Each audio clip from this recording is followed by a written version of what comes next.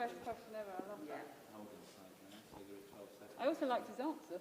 Yeah. Okay, guys, just about ready. Are we going straight to Catherine? Please do count me in. Don't just say now.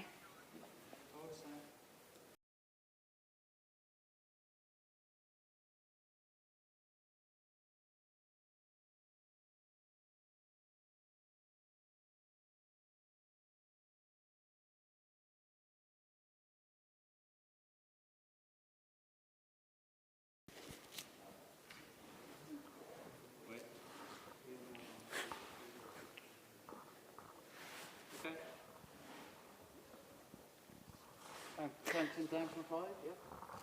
Good. Okay. Hello and welcome to the Paper Beach live stream. You have joined us today at a very exciting time.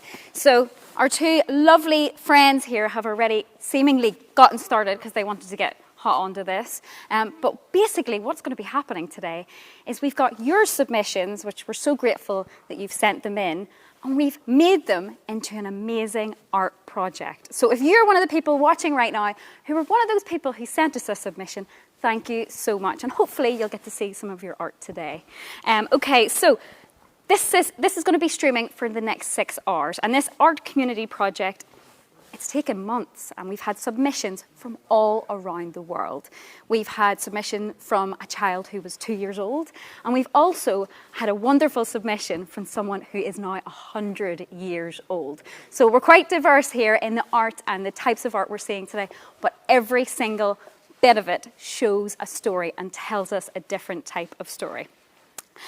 So as well as showing this stunning piece of art, when it's finalised, you can all come back and keep seeing it, but when it's finalised, we will be revealing a brand new art, a piece of art never seen before, okay? And this is going to be the name and the logo for children's publisher Egmont Books, okay? So, I've got to lay over 3,000 pieces of artwork in order to make this giant piece of art. So keep coming back during the day and you'll see how far we get on this stream. Okay, so now we're going to speak to some people who are going to tell us all about this project. We're going to speak to Sarah Bates. Sarah, come on over. Thank you very much. Hi, everyone. Okay, come over here. Okay, so Sarah Bates, you are from Egmont Publishing. So tell us a little bit about this project and how it all came about. Sure. I'm really pleased to be here today to unveil our Paper Beach. As you've already said, it's been months in the making. And it all started really when we were on a search for a new name. So we've been thinking about our new company name for a while now, and then we had to think about how we were going to launch that new name into the world. And we knew that we were going to be doing that in a slightly different place, as we all have been this last year. So ordinarily, if you're doing a big corporate rebrand, we might go to the London Book Fair, which should be happening about this time of year. We'd have banners, we'd be giving out tote bags with our new name and our new logo on it. But that didn't feel quite right for the time that we were in. And I was obviously working on this project with all my colleagues that I work with day in and day out, who I haven't seen for a year. So we wanted to launch this new name and this chapter for us in a slightly different way that really recognised the place and the time that we're in right now. And the one thing that hasn't changed for us as a company is our company mission, and that is to make every child a proud reader. So we also wanted to come up with a way of announcing our new name that put children at the heart of what we were doing as well. So I came up with an idea, and actually I live in Folkestone, by the south coast, lovely Folkestone, and I'd already cottoned on to some friends who are now friends from the East Cliff Creatives, who are a team of artists who are banded together, and we're doing some amazing pieces of art on Folkestone Beach with pebbles. They do some amazing art actually on the sand. We've got one little lovely piece of sand in Folkestone where they do these amazing pieces of sand art, and I thought, God, wouldn't it be amazing if we could do something like that, thinking that we might be outside and be able to do that in the kind of COVID environment. So I got in touch with the East Cliff Creatives. They said, you're launching it in February, March, aren't you? It might be a bit cold on the beach. So they came up with a completely different idea, which totally blew us away, and we knew we wanted to get involved. I thought you were going to take the credit there, Sarah, but I'm delighted that you've actually admitted that it wasn't all your idea. But I do love that we're bringing the beach to our screens, because right now, you know, we need things that we remember, and we haven't been able to do them in quite a while. So it's very, very exciting. So we're going to speak now next to Angus, otherwise known as Goose. Okay, come on over, Angus. Come and join us. Come and join us. Come on down. Come on down. So tell me a little bit about this project, and are you the great mastermind behind it all? I wouldn't say a great mastermind. It is a team effort, very much so. And like with all these types of projects, every time we do a project like this, it's always something very new. And we've done projects with thousands of pebbles, which was a very challenging project where we were moving a lot of pebbles, so it's a lot of weight to move around. So to do a project where we're using paper was really nice, because it's nice and light in comparison. But yeah, it's a project that we wanted to get a sense of this sort of link between the art but also with reading. So it's a great project where, for us, creativity is important in all its guises, and here we have an opportunity to be able to celebrate both painting and writing. And based on the entries we've had such a variety of approaches, such a diverse range of answers to that question that we had, which is, where does reading take you? And you can really feel the magic that they're obviously readers, these people who have sent in these submissions. Wouldn't you agree? Yeah, no, absolutely. And it was a chance for people to really, and some people got really involved, and it became very personal. That reading for them was important because it was an escape. It was an escape, especially from the time that we're in at the moment with COVID, but also a way to escape to far off places that you wouldn't necessarily be able to travel to. And all from the comfort and safety of our own home, and in our minds with imaginative. You know, we all did turn to books at this time. I really found that reading was where I could find my magic, rather than, you know, watching too much TV. And I've really read a lot this year. Have you read yourself? I do. I don't get much time these days, that's for sure, because obviously we've been very busy with this project in particular, and a lot of what I do is spend many, many hours in front of a computer, so it's nice to be able to escape from that, that's for sure. And what has been your favourite part so far? I think with all these projects, it's about the engagement with the community. And when we started Eastcliff Creatives, the idea was to help support and collaborate within the group. But very quickly we realised that what we could do is really be able to reach out to the wider community. And with a project like this, it's been fantastic, because we've reached way beyond where we were based, which is in Folkestone in Kent, out across the country, but ultimately around the world as well, which has been fantastic to get entries from all corners of the globe.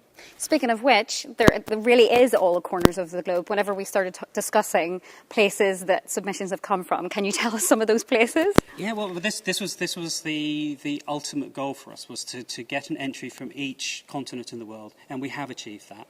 So we've had entries from Australia, New Zealand, South Africa, Canada, the US, we've had Iran, Dubai, across Europe, Turkey, Germany, France. There's an endless list, and that's what's been really nice about this project, and something that we definitely want to build on in the future. And it definitely feels like this project has really hit home for a lot of people, and they've wanted to get their submissions in.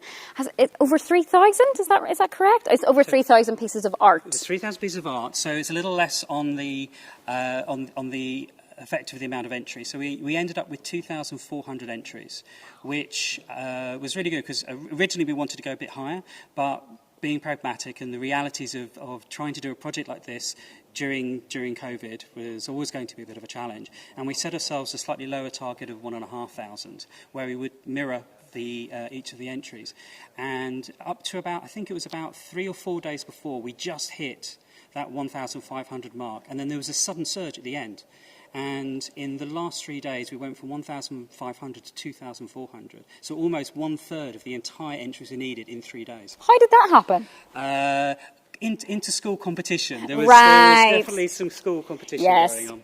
Always a bit of classroom competition. Yeah, and that's something that it's been a nice aspect of this project, that we've been able to help nurture I suppose, is a good way of saying it. And a lot of you at home who are watching, some of you are at school, hello to everybody. Please do feel free to write things on the live chat, and we'll maybe give you a shout out later on during the stream.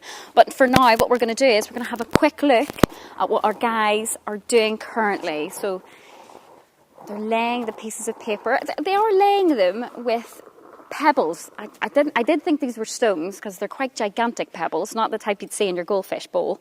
But yeah, they are fantastic. So they're helping the paper stay on the ground. Is that correct? Yeah. Yeah. So the floor is quite smooth and slippery. So what we wanted to do was, as you lay each piece of paper, and you think it's a very simple process, and it is, but what will happen is that further down the line, if you start to knock one of the sheets, then that has a ripple effect.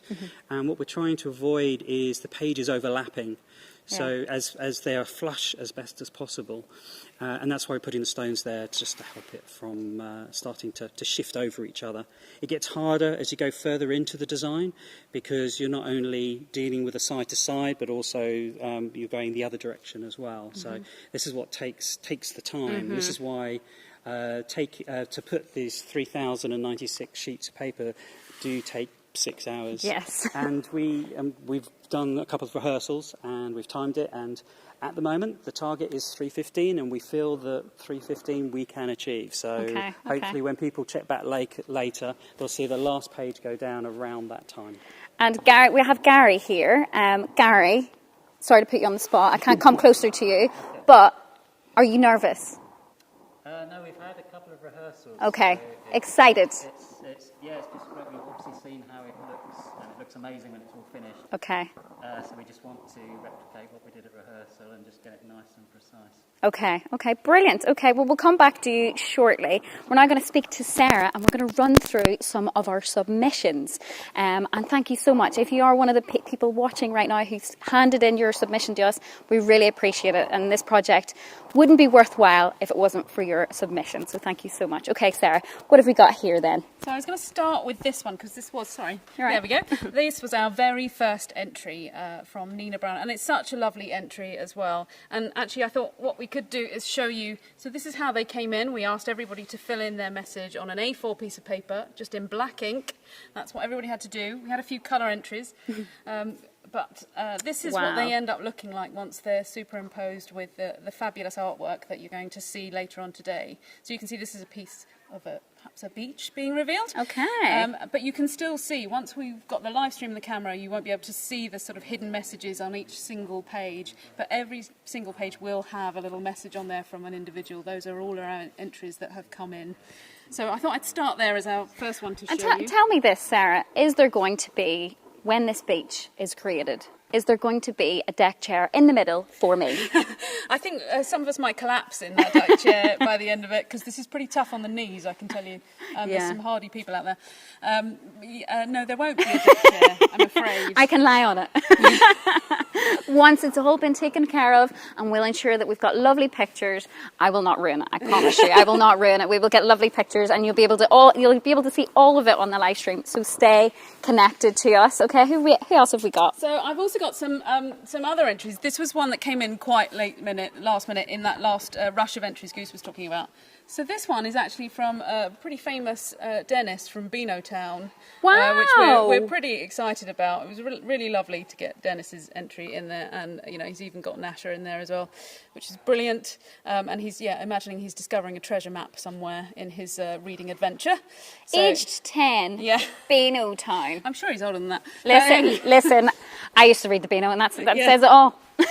We've got some other famous entries in here that are worth picking out. So we are very lucky to publish the Mr. Men at Egmont, and we had some lovely entries from Happy Land.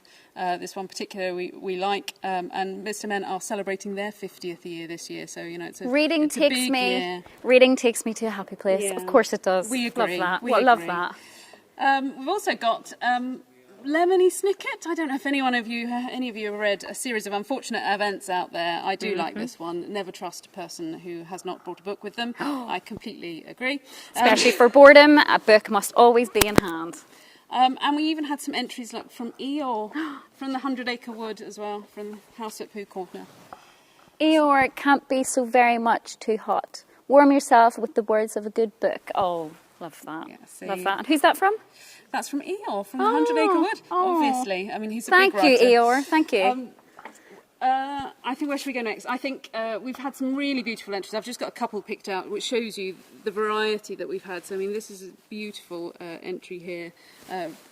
Someone saying, reading takes my heart to a place it finds rest, which is absolutely beautiful. I love that. But it has really engaged, sort of, that's probably an older contributor, but we've got some from the very young as well. So, you know, I love this one because we've got a cat with wings on. What more could you possibly want from Morgan, aged 8? Love it. And we have got some from our schools here that I wanted to share with you. So we're going to do, should we switch? Should we Yeah. switch sides? Switcheroo. Lim Primary, we wanted to give them a particular shout out this morning because you were top of our leaderboard at the end of the day. So amazing job, Lim. Thank you so much for all your entries. So these I are would just, clap if I didn't have this Yeah. microphone in my hand, but congratulations. but yes, a few of your entries here. I hope there's a few of you watching and you can see us giving you these shout outs because you really did do us proud. Thank you so much. Did they get into the competitive spirit? Was there a lot of entries from the school? Yes, there was a lot. In the last minute rush, there were sort of 2 schools. We'll talk about the other one a bit later. But Lim, you came out on top, so very well done. I think this is an axolotl, which is fabulous. Wow. I love that. So yes, some really great entries. And who's this from? Was it Finley? Finley Nathan. that Finley was. Nathan. Hello to you if you're Then watching. we had Daniel Hunt there, and I didn't read out the name of this one. Oh, which is very rude of me. very rude. Which is Ben. Ben there. Hello, from the Ben. School. And I also wanted to mention this one because every week we ran a competition for an entry each week, our favourite entry from a school child each week, and we gave away £500 worth of books for their school Oh, for the my winner goodness. each week. And this was our first competition winner, and we will show them all today. And this is Ewan from Sandgate Primary. And we loved this because, you know, he's illustrated it as well as giving us a few words. Oh, can I read a little bit of You that? certainly can. Reading takes me to places unimaginable, places no one can visit except me. Reading is what my imagination is made of. Every book I read, my favourite section of it goes into a little world in my head. Love that.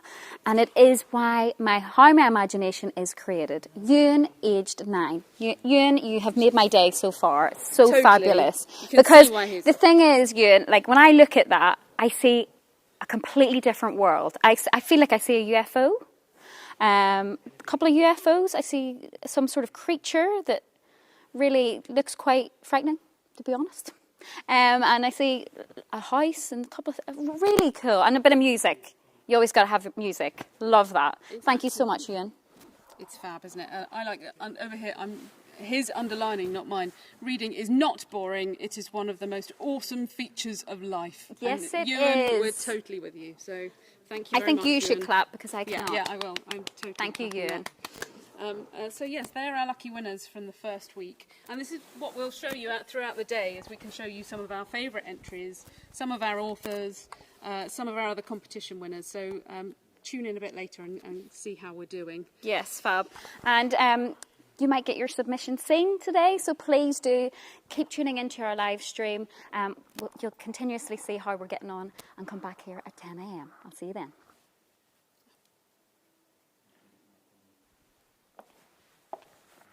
Okay, taking a cut.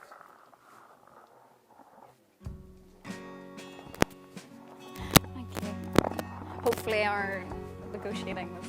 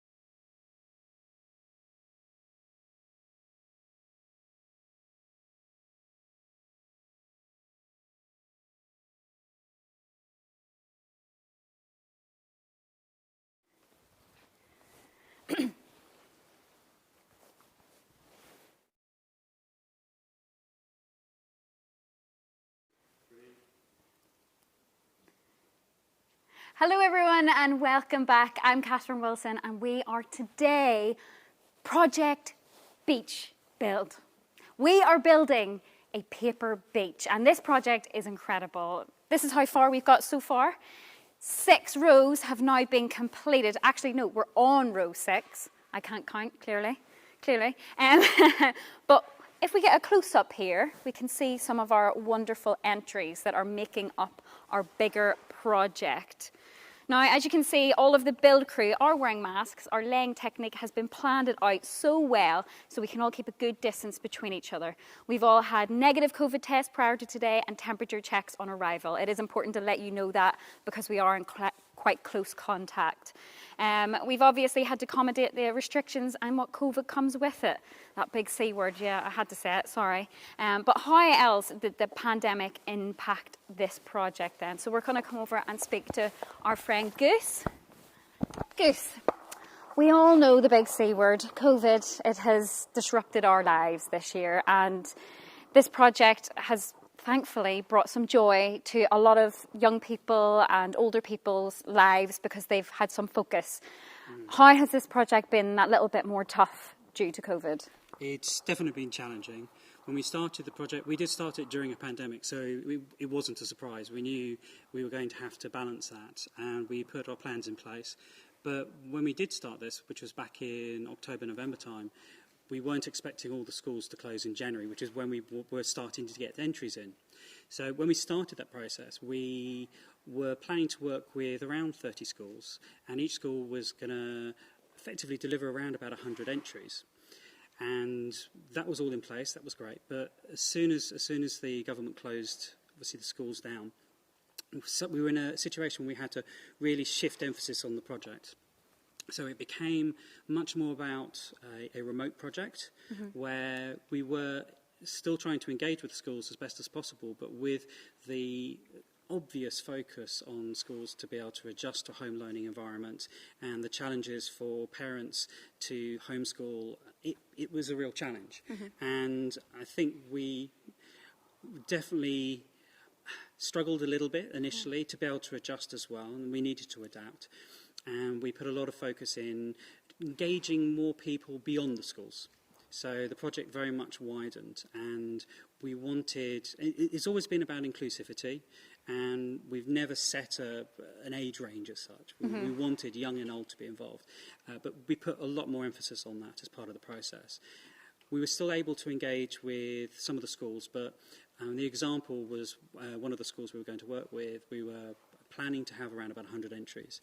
And due to COVID and the challenges of getting kids to do not just the work, but then to ask them to do something extra on top, I think in the end we got about 30 entries from that school. So you can see how much the challenge we had. We were down by 2/3 from our original plan. So we pushed out much further and spent a lot of time contacting schools, contacting individuals. We had a team that worked on Instagram, so Martine and Georgie, that messaged people on Instagram to let them know about the project. And bit by bit, we started to build that engagement. But for us, the challenge was that we had lost a bit of time in that process because we had to readjust. And it was all a challenge. But we did in the end. Good. And how did you go about getting that competitive edge? Because obviously, you know, school children, like you said, they're not really fussed with doing this sort of thing, especially if it's further to their workload. You know, working from home and doing your schoolwork from home has been very challenging. So what do you think it was? What was that missing piece of the puzzle that made you guys get that competitive edge? So the children were kind of in a competition. Was there any prizes up for offer? Oh, there were definitely prizes up for offer, and that's the great thing working with Egmont, that they very kindly donated book bundle prizes. So our original plan was always to have a book bundle prize for each week for £500 to the winning design from a school child. And that worked really well, and we were definitely getting good engagement. But we thought, okay, it's a school competition. Remembering back when I was at school, there's a whole inter-school competition idea. And we set up a leaderboard. So we had our top 10. And we ended up with 100 schools, 107, 108 schools involved. But we had a top 10. And Egmont, Sarah from Egmont came back and said, well, maybe what we could do is have an additional prize. So for each of the top 10 schools, they get an additional £100 book bundle. And that definitely started to encourage some competition. I knew there had to be something. I knew there had to be something. So congratulations if you're one of those lucky winners. And, you know, if you didn't win this time, keep those... Get on board with the social media of Egmont, and I'm sure there'll be loads of prizes coming up soon, especially if it gets your creative juices flowing. And did you submit? I did. Did One you? of the early ones, yes. And I caroled most of my family to do their entries as well. So they don't get to escape. Okay. In that way. And I'm assuming a lot of school children took part in this, but did their parents? They did, and I think for some people, and again, it's about messaging. It's the challenge with messaging, because allowing that Egmont are a children's book publisher and the type of project we're doing, I think a lot of people assumed it would be a children's project. Yes. So we had to build that balance so people understood that, yes, it's definitely a children's project, but also the parents, the grandparents, siblings, anyone can get involved. And bit by bit, we were starting to get entries from mum, dad, the kids, which was great. And because what it also did, it encouraged conversation about that question, where does reading take you? And we had some lovely feedback and emails from participants talking about how much they enjoyed that time together, which wasn't school related in a sense, but it was talking about books and reading, and it was really encouraging to hear that. And I think, so we have a 100-year-old who was one of the submissions. Did you have to write your age on it? You didn't have to, and a lot of people didn't, but it's always interesting for us to get a sense of who's engaging. And obviously for the school competition, we needed to know that, because obviously if it's a teacher or if it's a parent, they couldn't be part of the design competition.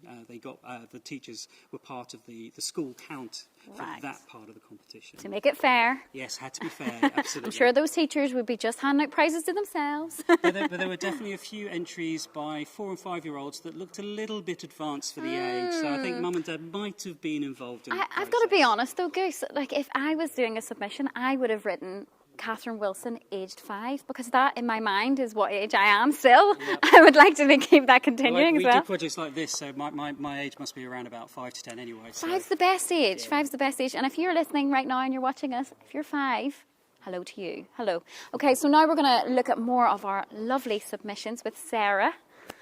Hello, Sarah. I'm chasing you. Oh, okay. I'm back at my lovely table. I'll come here. Thank you. Let's do that. Okay. Yes, my lovely table of submissions. So we were going to pick out a few of our favourites again this time. This was a really early entry, Wow. which is just absolutely beautiful. I think perhaps this was not a 5-year-old. No. You know, it just shows A very yeah. talented 5-year-old. I think this might be from one of the Eastcliff Creatives crew. But yeah, we have some really, really stunning pieces of art that make up the overall piece. And we actually do have the artist of the overall painting here today. She's one of the layers, and we're going to talk to her later on today as well. So that was just one of my What does that say? favourites. Escape? And who, so we don't know who this is by, do we? Time, place and life. I can have a look on the back. This is from Amanda Wood. Yes. Hello, Amanda. You are very, very talented. It's Escape beautiful, to isn't it? another time, place, life. That is really Stunning. quite incredible. Really stunning. Wow. We wanted to give a shout out to Gems Wellington School in Dubai, of all places. Hello, We Dubai. hope that some of you might be tuning in today and get to see this. This is actually from Anakef. I hope I'm pronouncing that correctly. And I think this is, books taking you through an open window, I think. Wow. Really beautiful. But we had 20 entries from the James Wellington School in Dubai, which is fabulous. It's really lovely to get such support from that. I've got some more famous authors as well. Oh, actually, this is a lovely illustrator. This is illustrator Nick East, who is illustrator of this fabulous book, Ellie's Magic Wellies. Wow. What a And great this book. is actually Ellie. Look, you can see she's got her magic wellies on, so she's appearing in the artwork later on. And this is author Amy Sparkles' book, so it's very lovely to have Ellie in our overall piece. And I've got another one from Little Miss Sunshine this time, from the Mr. Men. Books bringing sunshine into my life. I agree with that Particularly like. wholeheartedly. And very excitingly, we have a really special entry from Michael Morpurgo, author of Warhorse, which is obviously one of our key titles on our list. Have you seen the show? I have. Wow. Yeah, I pretty much wept from start to finish. It is. So emotional. So what has he written here? Shall Would I you read like? it out to you can read it out. Yeah. I'm very happy to. Here's why I read. I read to explore, to go on adventures, to meet and become characters I've never met, to travel the world to places I've never been, to get to know people better, to understand me better, to escape my own world, live another life in a story. And I read to help me write, to help me make my own stories, which I hope you might read, so you can explore, go on adventures, and write your own stories, which we can read, to explore, to go on adventures. I better stop, or I'll run out of paper. Got to leave room for this. Happy days, with love from me, Michael Morpurgo. Oh, I love that. So, somebobody's lucky entry is going to be out there next to Michael Morpurgo's later on. Oh, I cool. We'll need have to get find some out zoom-in who's, shots, so maybe you can see some of your artwork. Who else have I got here? I've got another international one. This was a piece that we had from South Africa. Ooh, hello, From- South Africa. Yeah, Germain Road in Cape Town, South Africa. Okay. So just showing, we've got some really fabulous entries. And Reading takes me to strange and exotic places that I may never see. It can teleport me into distant past or far-flung future. I love that. Like our imaginations. Have really reading, come to life, reading. haven't If they? you ever want to feel like you need inspiration, or it just makes me happy. To be honest, even talking about it makes me happy. Yeah. So another one. We've got. This is Evan, age 7, and we had lots of kids doing this kind of acrostic thing, which I love as well. So I had lots of very inventive uses of spelling out the word reading. Here we go. This is just a favourite: relaxing, exciting, awesome, daring, inspiring, narrative. Great! I love it with the exclamation mark at the Hello end. to Erin. Is that Erin? Oh, Evan. I don't know. Evan, age 7. Yeah, Hello. And actually, this one is from Turkey. Evan's in Turkey. Hello to Turkey. Hopefully you're watching us right now. Yeah, I don't Shout know out what to time you. it is in Turkey. But there we go. Hopefully it's not too early. Yeah. Should we switch? Should we do Yeah, switch sides? Here we go. switcheroo. Then, because I've got some lovely entries from Stella Maris Primary School to show you as well today. Hello to Stella Maris Primary School. Yeah, we have to say a big thank you to Stella Maris. Again, they were our runner-up on the leaderboard, number 2. But you did run Lynn Primary a close race there. They were, they were Yeah, neck and neck. the competition was tough. And I think- So well done, because it was very, very close. It But was. Congratulations on second place. And I think you nearly gave Goose a heart attack with the amount of entries that were coming in the last week. But it was fabulous to get them. Thank you very much. We have Sophie here. There we Books go. take me for an adventure in my head. Happy by Sophie. Hello, Sophie. What a brilliant piece of artwork. And look, we've just read Michael Morpurgo's entry, and this entry here from Lexi, age 10. Look, she mentioned Michael Morpurgo there, J.K. Rowling in her entry.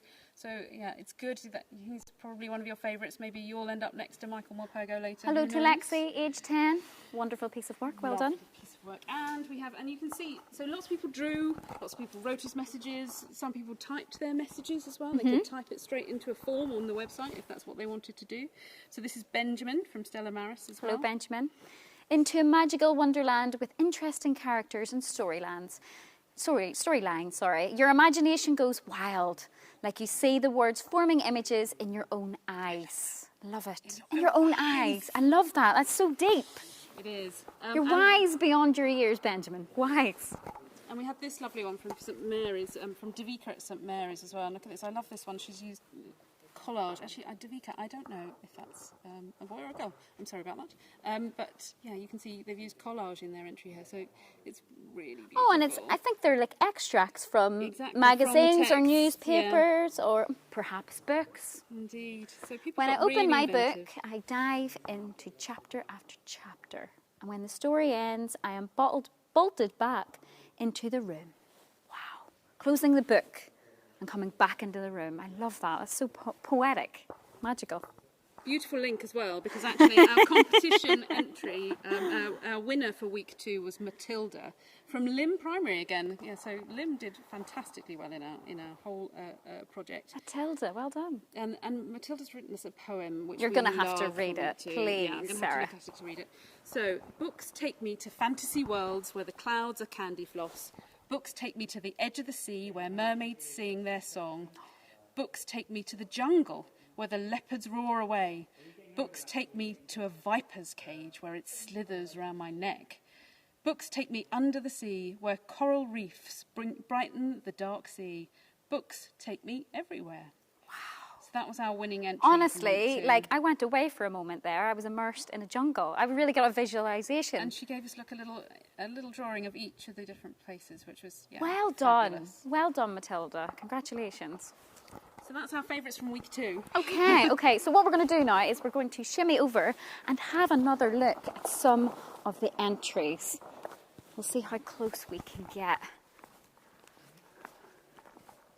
It's really coming along now, as you can see. If you want to go ahead and zoom in over there, you can maybe see some of your art. Keep your eyes peeled.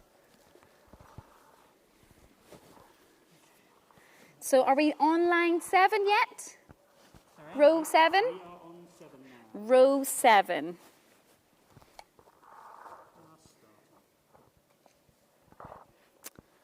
And hello to you if you are one of the brilliant entries from a number of our international schools.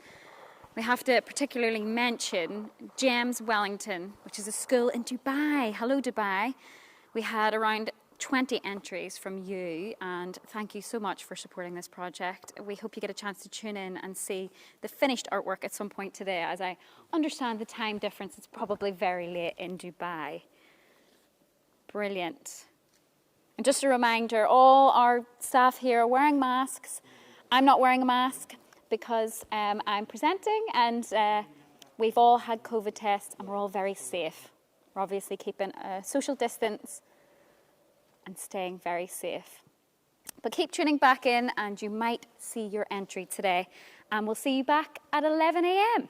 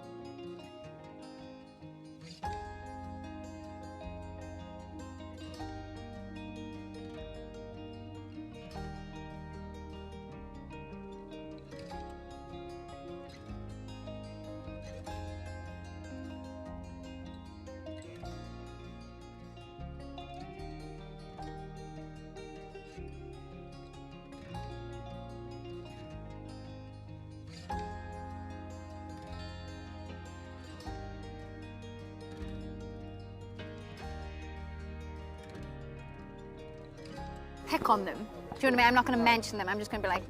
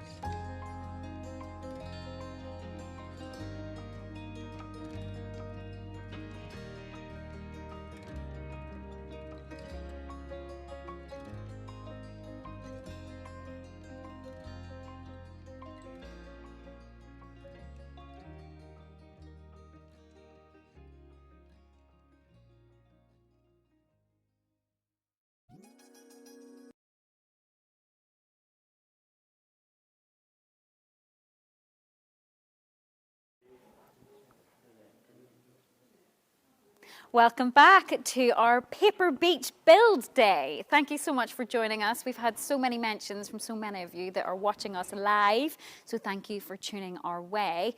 As you can see, we're getting on quite well. We're on row 12 now, so it's coming off thick and fast. And all of this is your work, so don't forget that. We're going to get a closer look now at some of the project that we continue to build. It's very, very exciting. And the team are beginning to creak and groan a bit now, to be honest. But they're still going strong. There's been plenty of croissants, pain au chocolates. I've seen some of that. Don't think I haven't seen you. But please do message us on the live chat, because we will mention your shout-outs. We've had quite a few people getting in touch saying that they're watching with their cats and their dogs. We would like some descriptions, please.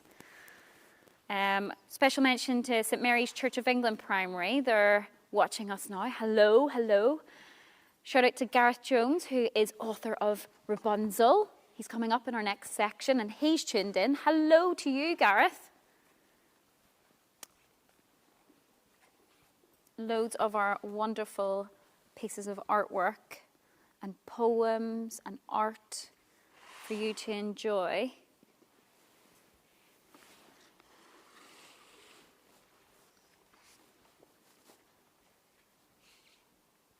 Some incredible work. Maybe you could spot some of yours.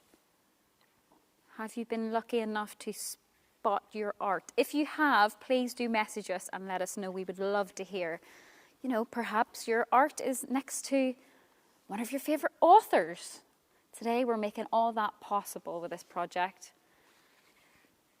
And it's really starting to take effect now. We're really starting to see the pebbles are set and it's really more becoming like a sandy beach. Can everybody see that? It's more like a sandy beach. We're starting to see the waves crashing on the shore. And it's really starting to take frame now.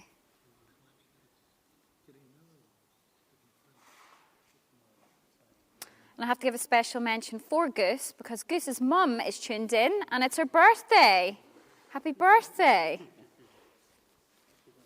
If you're celebrating a birthday today or you have a reason to celebrate life, please do send us a message. We'd love to hear from you. We can celebrate you while celebrating our art project.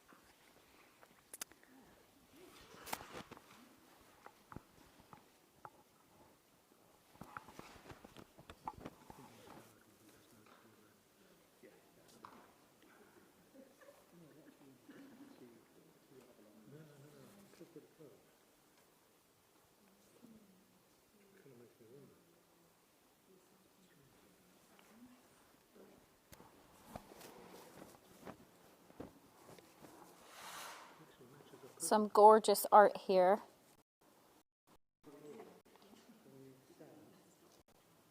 What's incredible about this project is that your art is being created and transformed into a new piece of art. See some snails there.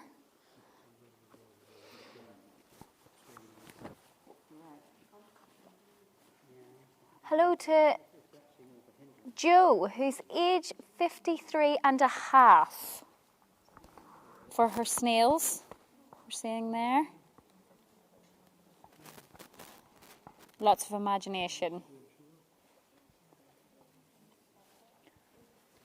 Okay, so we'll show you more of that shortly, but we're going to head now back over to see our friend Sarah. Hello, Sarah. Hello. So what have you got here then? So I thought I'd show you, this is our kind of nerve centre going on over here, and you can see this massive ticking clock going away, which looks terrifying. But we're, this is how we're trying to keep on track and making sure that we will actually finish on time today. So we've got this ticking away, and then we've got this big plan here of which rows we should be starting by the time, and this is sort of basically marking out every 10 minutes we should be starting a new row if we're going to stay on track. So if this is saying 02, 04, I can look over here and see that we should have started row 12 already. Have we started row 12? Yeah, I'm getting waves, honestly. Good, okay. So, you know, you can see we're on track. That's how we've managed to make sure that we're going to be on time by the end of today, hopefully. And tell me this, Sarah. How have you managed to get the team so motivated to stick to times? Has it been any any substances, such as cookies, croissants? Mainly, yeah, coffee and biscuits is Okay. the main fuel that's gone into the Paper Beach. There was an extraordinary amount of biscuits eaten during the rehearsal process as well. So this was all, the timing plan was all meticulously worked out over several rehearsals as well, where we also spent an alarming amount of time talking about blue tack. Which we haven't employed. We've gone with pebbles instead. Okay, so the rehearsal had blue tack, but the main event has no blue tack. But it took too much time because, so actually we had to abandon blue tack. It's a lot of extra work, to be honest. Yeah, blue exactly. tack. Okay. Things Couldn't we use never thought Pritt we'd stick have or to think PVA about. glue. No. We didn't try that, actually. But Would have been a I think sticky it's- situation, that one. Yeah. Shall we go over and see Yeah, some more of yeah, our let's move submissions? on. Instead of my awful joke. Sorry about that.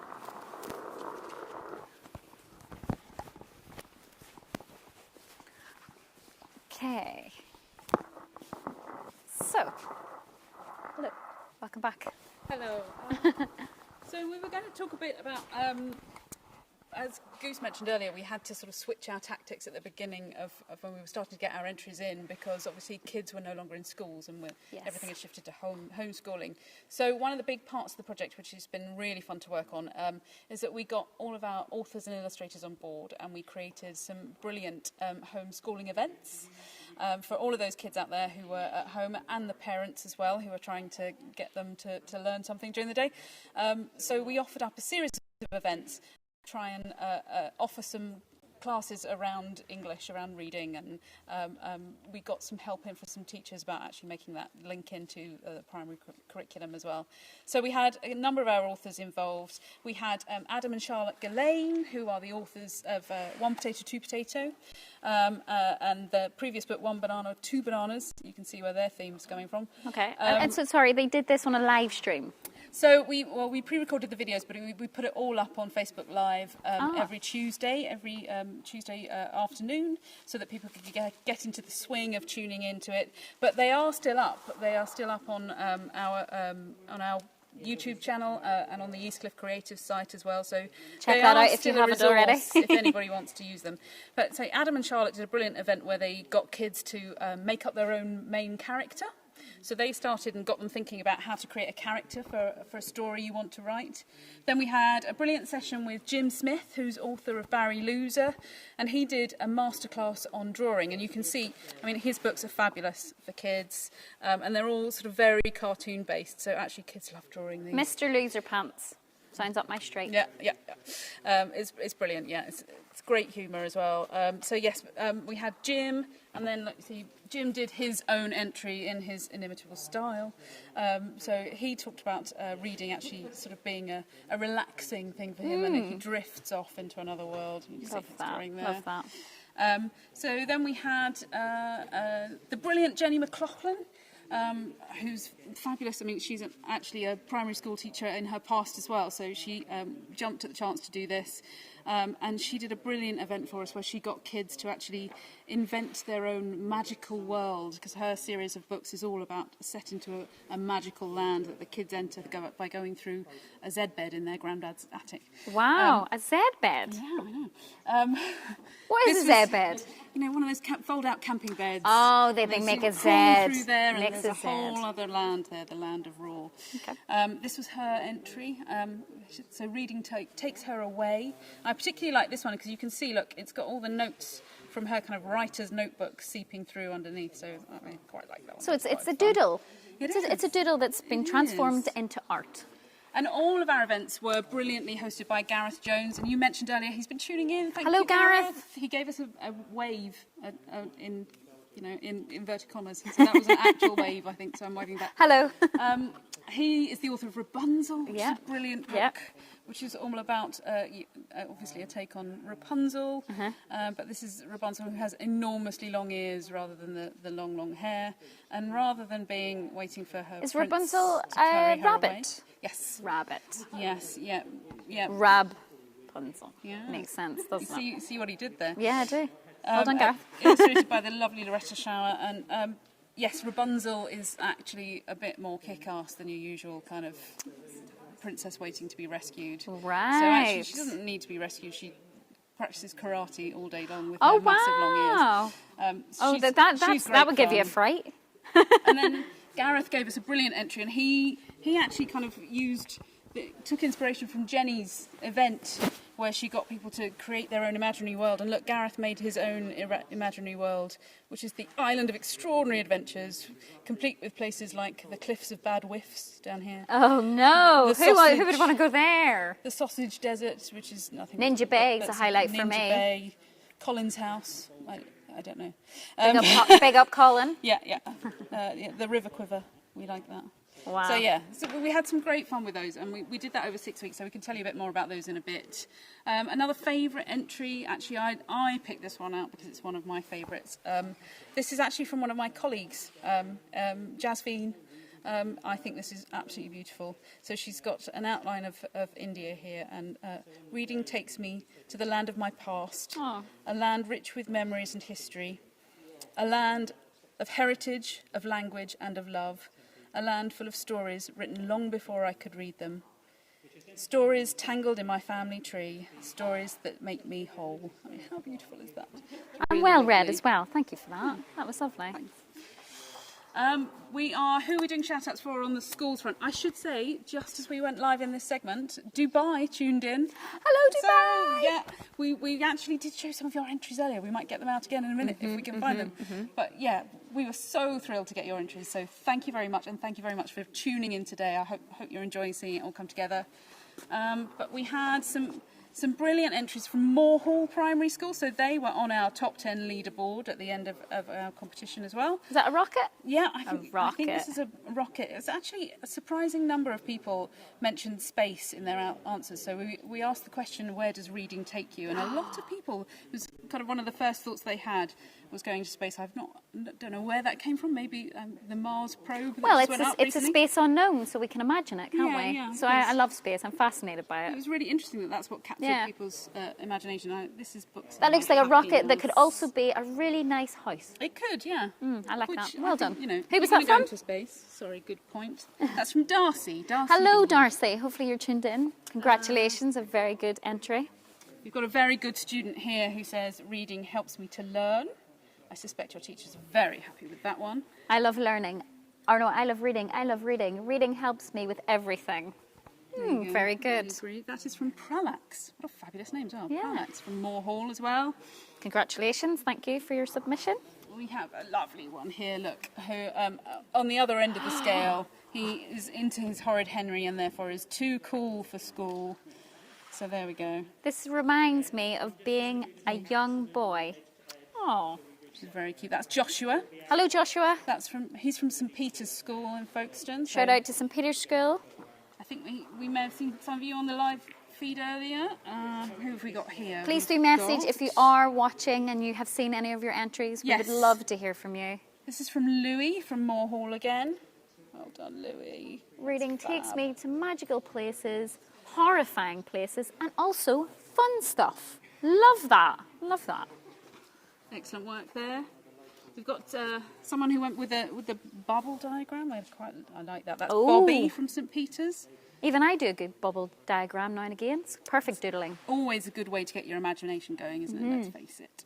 So, adventurous. They take me to a jungle of animals. Funny. They make me laugh. Upset, as one of the characters is sad. Do you know what I take from this? I take that that's been someone's thoughts. They've just put it on paper. Yeah. I love that. Yeah. This is a good way of, figuring out your thoughts, what they mean and, why am I thinking about that? It's good to put things down on pen and paper. And we're so pleased that we've got so many entries from young and old as well, because, we think it's so much fun to read with your family as well. We're very big on that. If parents get the time to read with your kids, it's such a lovely thing to do. And, sparks all those conversations. As It you does. say. And also reading, I find that once you've read something, if you make notes on it or you take your pencil and you start drawing, who knows what you could create, Exactly. Yeah. In my family, I should say, I've got some of my family into entries, and so like Goose, I made my entire family do it. I've got some of their entries, and we started talking about all the books that we read together as kids, and now my nieces are reading them as well. It's really lovely. Good. This is a lovely one as well. Betsy from St Peter's. Hello, Betsy. So, reading takes me to my happy place and my thinking place. I like that too. It takes me to a place where I imagine everything coming to life. And look, we've got a drawing of everything to come around. And she's got some bunnies in there, so I'm thinking... I think Betsy's feeling spring. She's wanting spring to happen immediately. And I think she should get Rapunzel. I think you'll like that, Betsy. I think Yeah. that one's for you. All the pretty flowers. Thank you, Betsy. Lovely. And then we have our competition winner from this was week 3 then of our competitions. So this is Archie, and he was from Moor Hall. So you've seen some entries from Moor Hall as well. They were one of our top schools. And as I said, we had a surprising number of entries where space was something that really caught the imagination. So we wanted to kind of acknowledge that with one of our winners, and thought Archie's rendition here was really, really lovely. All the different worlds that he's going to go to on his rocket. I think it's fab. Well done, Archie. That is quite amazing. That is really... Because I feel... Do you know what? The dots on the paper are so minimalist. They're all the stars, yeah. But, you can really feel immersed in space by that. So congratulations, Archie. That's quite incredible. Really well done. Yay! Love a winner. And I also want to say a big thank you to Jennifer Killick, if you're still watching. Hi, Jennifer Jennifer. Killick is one of our new authors to our list. She's written a book called Crater Lake previously, but now she's going to write her next book with us. So really excited to have you on board as well. Thank you for tuning in, and thank you to everyone Thank you. for keeping watching. We're gonna give you a quick look at our progress. We're gonna have another look over at our progress. As you can see, the guys are still going strong, protecting their knees because this is a very hard floor. If you just want to take a look as the sand meets the shore, or the shore meets the sand. Have a look. You might see your entry. Please do stay involved in this. Please do message us if you have seen your artwork. Even if you haven't and you're tuned in, please do message. We'd love to give you a shout out. The paper beach is really transforming itself now from a piece of art to a beach. But the beach also has something else on it. So you'll have to stay tuned to see what else the beach has on it.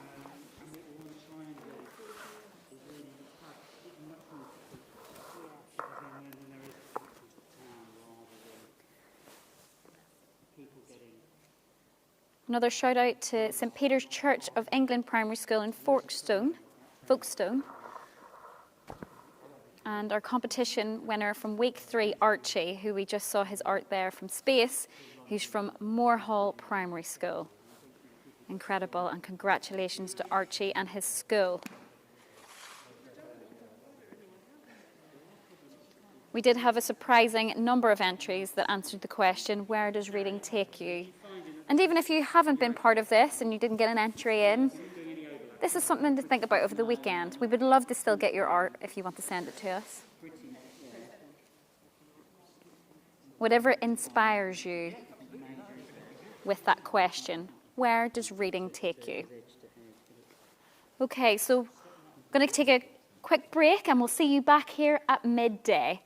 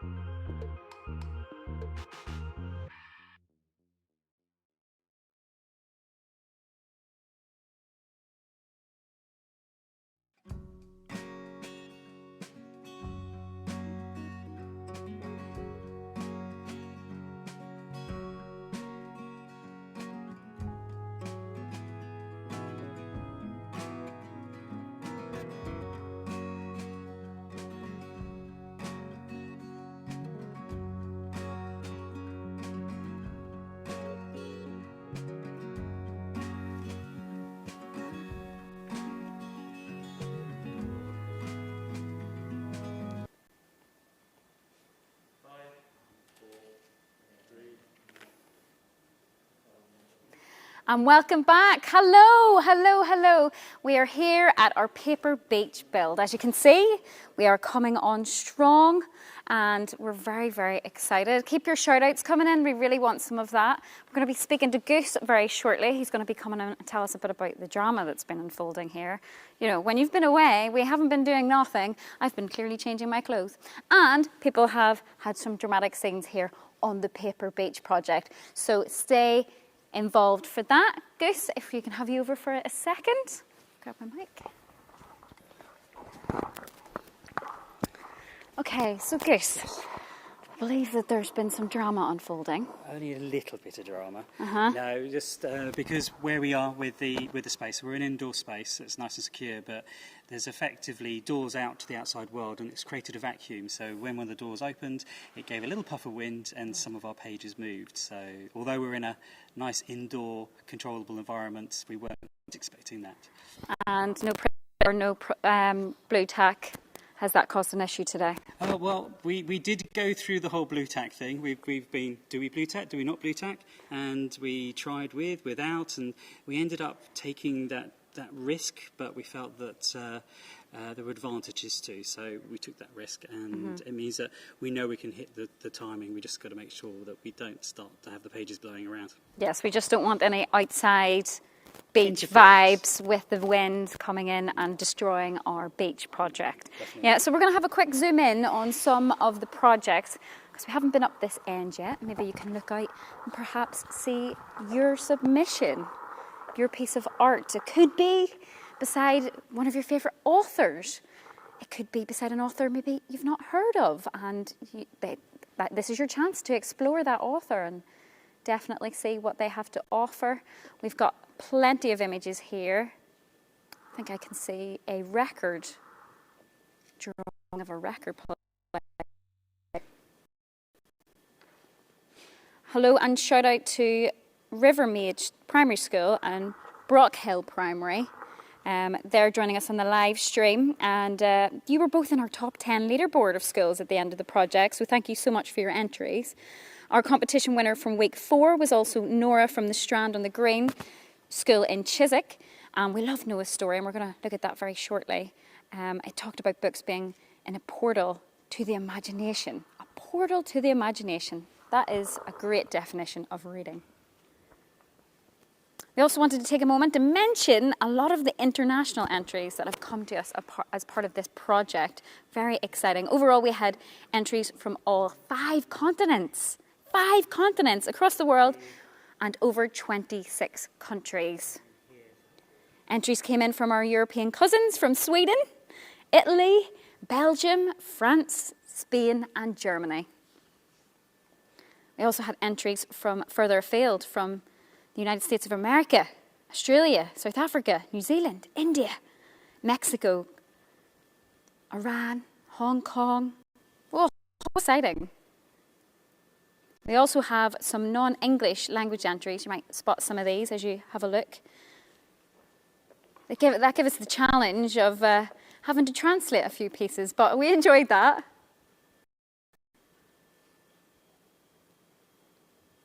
It's absolutely brilliant to find that our message has been filling the hearts of a lot of our entries and exploring where the imagination takes them whenever they read.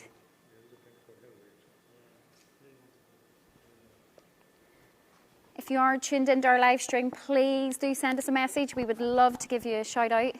We would love to have a chat with you and give you a wave. Doesn't matter if you haven't seen your entry, you might see it very soon.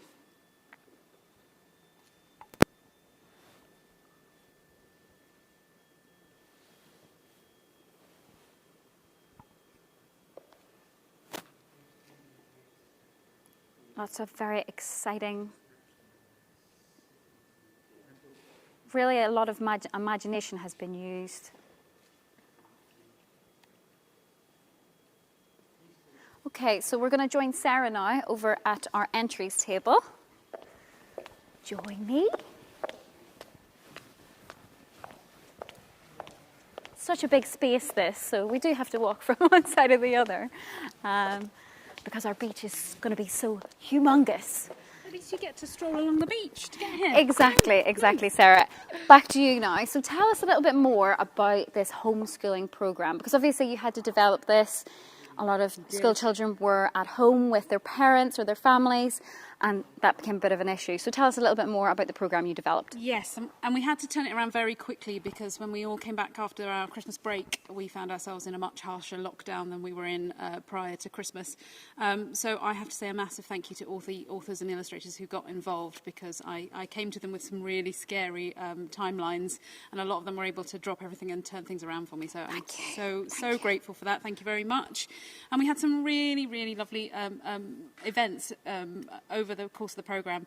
And I told you earlier about the first three, which were about, we did making up your own character, then we did how to draw your main character, and then we did sort of scene setting with Jenny McLaughlin, who talked to you about making your own imaginary world. And then, for week 4, we decided to do something slightly different, and we looked at non-fiction. Because obviously books can come out from lots of different angles, and some people like non-fiction more than they like fiction.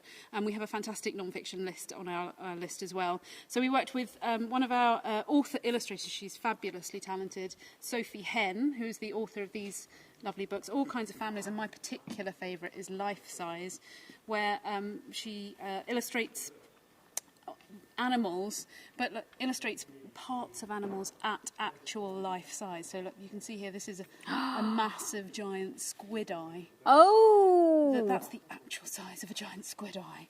Actual size? Actual size. So there's squids that big, and that's their eye? Fortunately, they live right at the bottom of the ocean, so we're not going to find them. But look, right down to the very, very tiny, she's got a pea crab here, which you probably can't even see on the camera, but something infinitely tiny. So, non-fiction looks like a full stop. Yeah, it does. It's that tiny.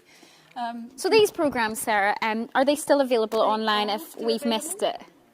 They are. So they're still, you can find the links on the Eastcliff Creatives Paper Beach site, or you can go to our YouTube channel, which is going to change its name very soon, so you'll find out about that a bit later. And then you can go back and look at all those there. There are also resources for parents actually teaching at home if we need them again. I really hope we don't, but ways to actually kind of upweight the activities or scale them to the age of the child that you were working with at home as well.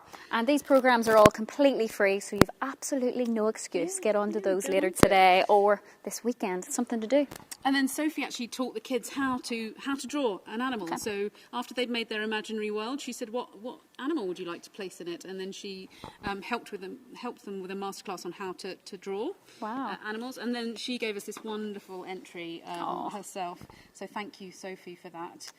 She said she couldn't think of one place that reading took her to, so she tried to capture all the different places and all the different places that she can go to in the pages of a book. I'm seeing a hot air balloon, space rockets once again. Castle. Oh, a boat, an airplane, a train. Oh, very exciting, Yeah, very exciting. Brilliant, thank you for that. Thank you. We then had an event with one of our debut authors, Jack Meggitt Phillips, and this was his book that came out in lockdown in October, so we'll definitely want to give this a bit of a shout out, because if you missed it in lockdown, it's definitely one to go back, because you shouldn't have missed it.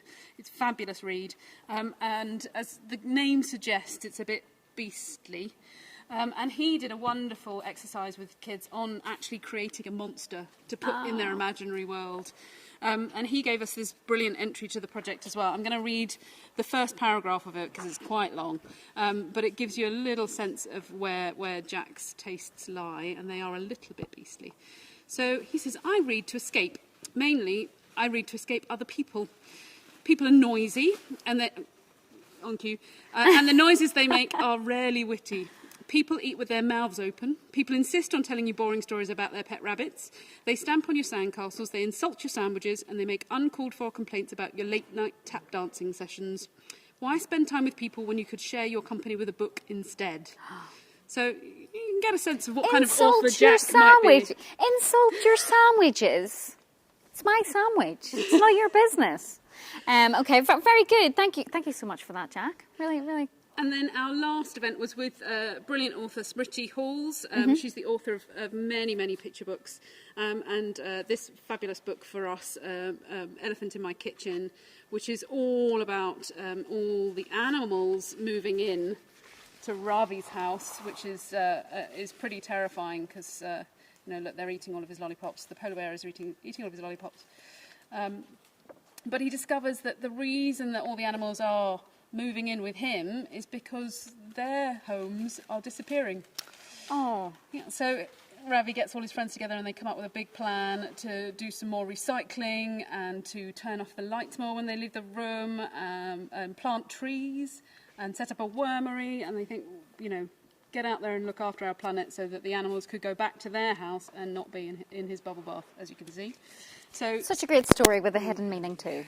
And so Smriti did a masterclass on how to end a story with us. So do you want a happy ending or a cliffhanger, or do you want an open ending that might take you right into the pages of another story? So never ending. Exactly. It's all in a loop. And look, we had a brilliant entry again from Ella Oxstad, who is the illustrator of that fabulous book, Elephant in My Kitchen. So thank you to Ella for this brilliant, brilliant drawing.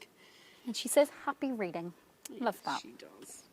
Love So that. those are a few of our favourites. I picked out another favourite of mine because this is just absolutely gorgeous. And again, it's one that was sort of inspired by one of our books, Amari and the Knight Brothers. So we absolutely love this one. Such a talented drawing. Yeah, That's we've incredible. had some real talent on display in the project, which has been lovely. And she writes, "Reading opens my mind to the worlds outside it and awakens my imagination when I can't find it.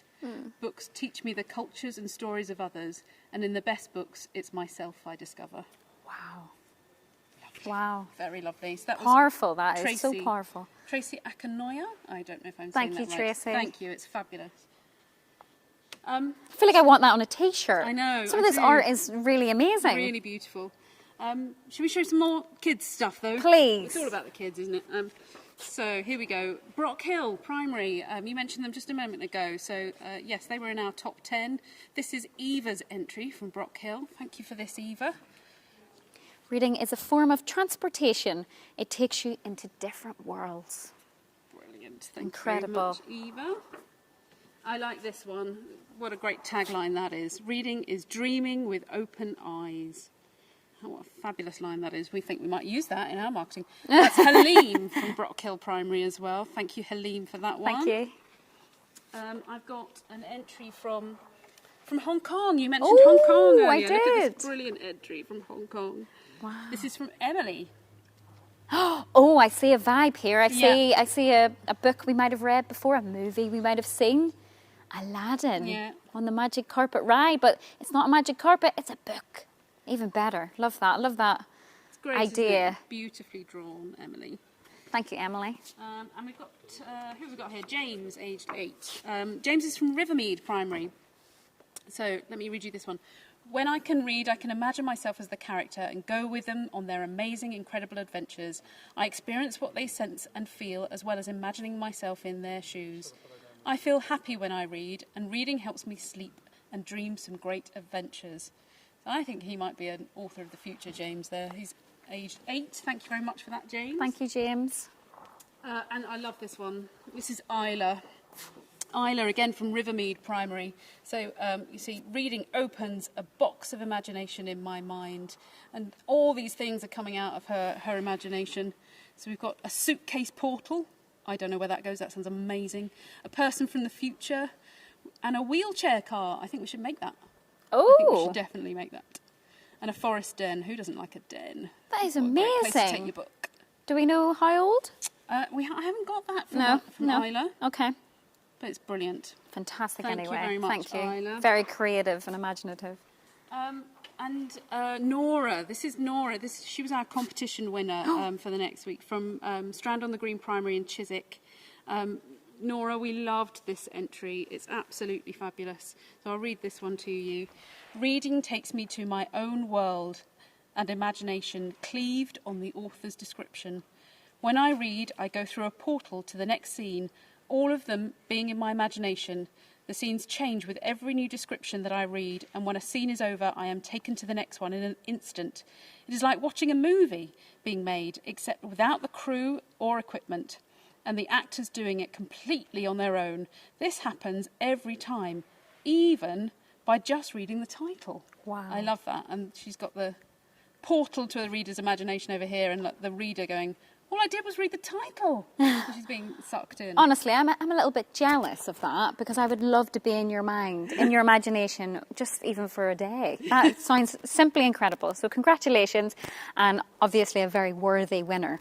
Very much so. And as we said, all the competition winners won a £500 book bundle for their school. So those will be going out very, very soon. So hopefully all of the kids in your class can get to read a few more new titles. If there's any ones you've got your eye on, make sure you get them when they come into the library. And do send us some photos, especially when you get your prize. We would love to see those. And, even if this weekend you feel your imagination takes you and you would like to do a piece of art for us, please send it in. We love it, don't we? We do, we absolutely do. And just before we stepped over here, I had a quick look at the live feed again. So there's a few more shout outs to mention. So firstly, I wanted to say a big hello and thank you to CPI, who are our printers. They print our lovely fiction books. Thank you, CPI. You can say, but they have also done all of our printing for the Paper Beach today, and it's looking amazing. So we're really pleased with that. And I saw Dean logged on earlier, so thank you very much, Dean. So that's CPI. One Darnley Road, I also wanted to mention, I saw you had popped onto the live stream, so thank you very much for your support, guys. They were the agency that have worked on our new name and our new branding with us, so, really excited to be revealing that in a minute, and it's great to have your support today. And we also had a few more authors as well. Sue Bailey. Hi Sue, I hope you're still there. She's the author of Snowfall and Otter's Moon, truly beautiful books. So thank you for your support. And who else did we have? We had Adam Gillane, whose book I showed you earlier. I suspect Charlotte might be with him as well. So those two authors have been tuning in as well. So really lovely to hear from you. Fantastic. And, if you are streaming, you're watching us right now, please do send us a little message. Let us know. Drop us a comment. Yeah, drop us a comment and let us know who you're watching with. If it's your cat, your dog, please describe as best you can what that dog and cat looks like so that we can imagine and visualise that cat or dog. Even if you've got a goldfish, we want to visualise it. So we're going to have another quick look at how we're getting on, because this is really coming ahead now. This is really becoming a new creation from all your creations. So let's have a quick look and a zoom in at some of your artwork and poems.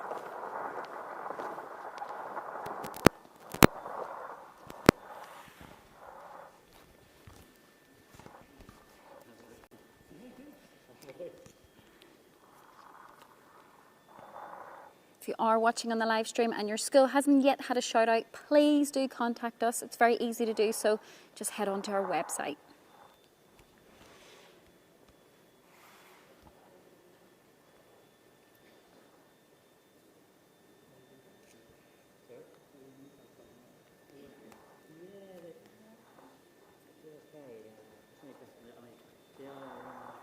We are filming today live from England, but if you're watching us from England, let us know. If you're watching from Germany, Spain, France, Italy, Belgium, Sweden, Hong Kong, Mexico, we would love to hear from you. I know for a lot of those places it's probably bedtime.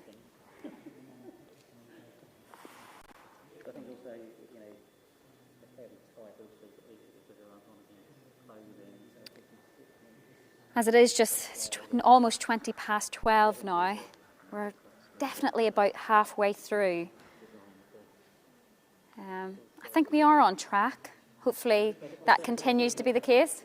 That's the halfway mark. Oh, okay, so we do have the halfway mark and we're almost there. I think we've got maybe 2 more rows to get there.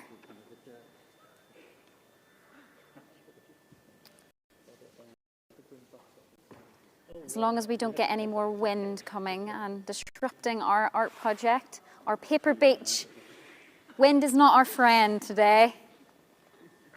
On a actual beach, wind's not a problem, only for the hair.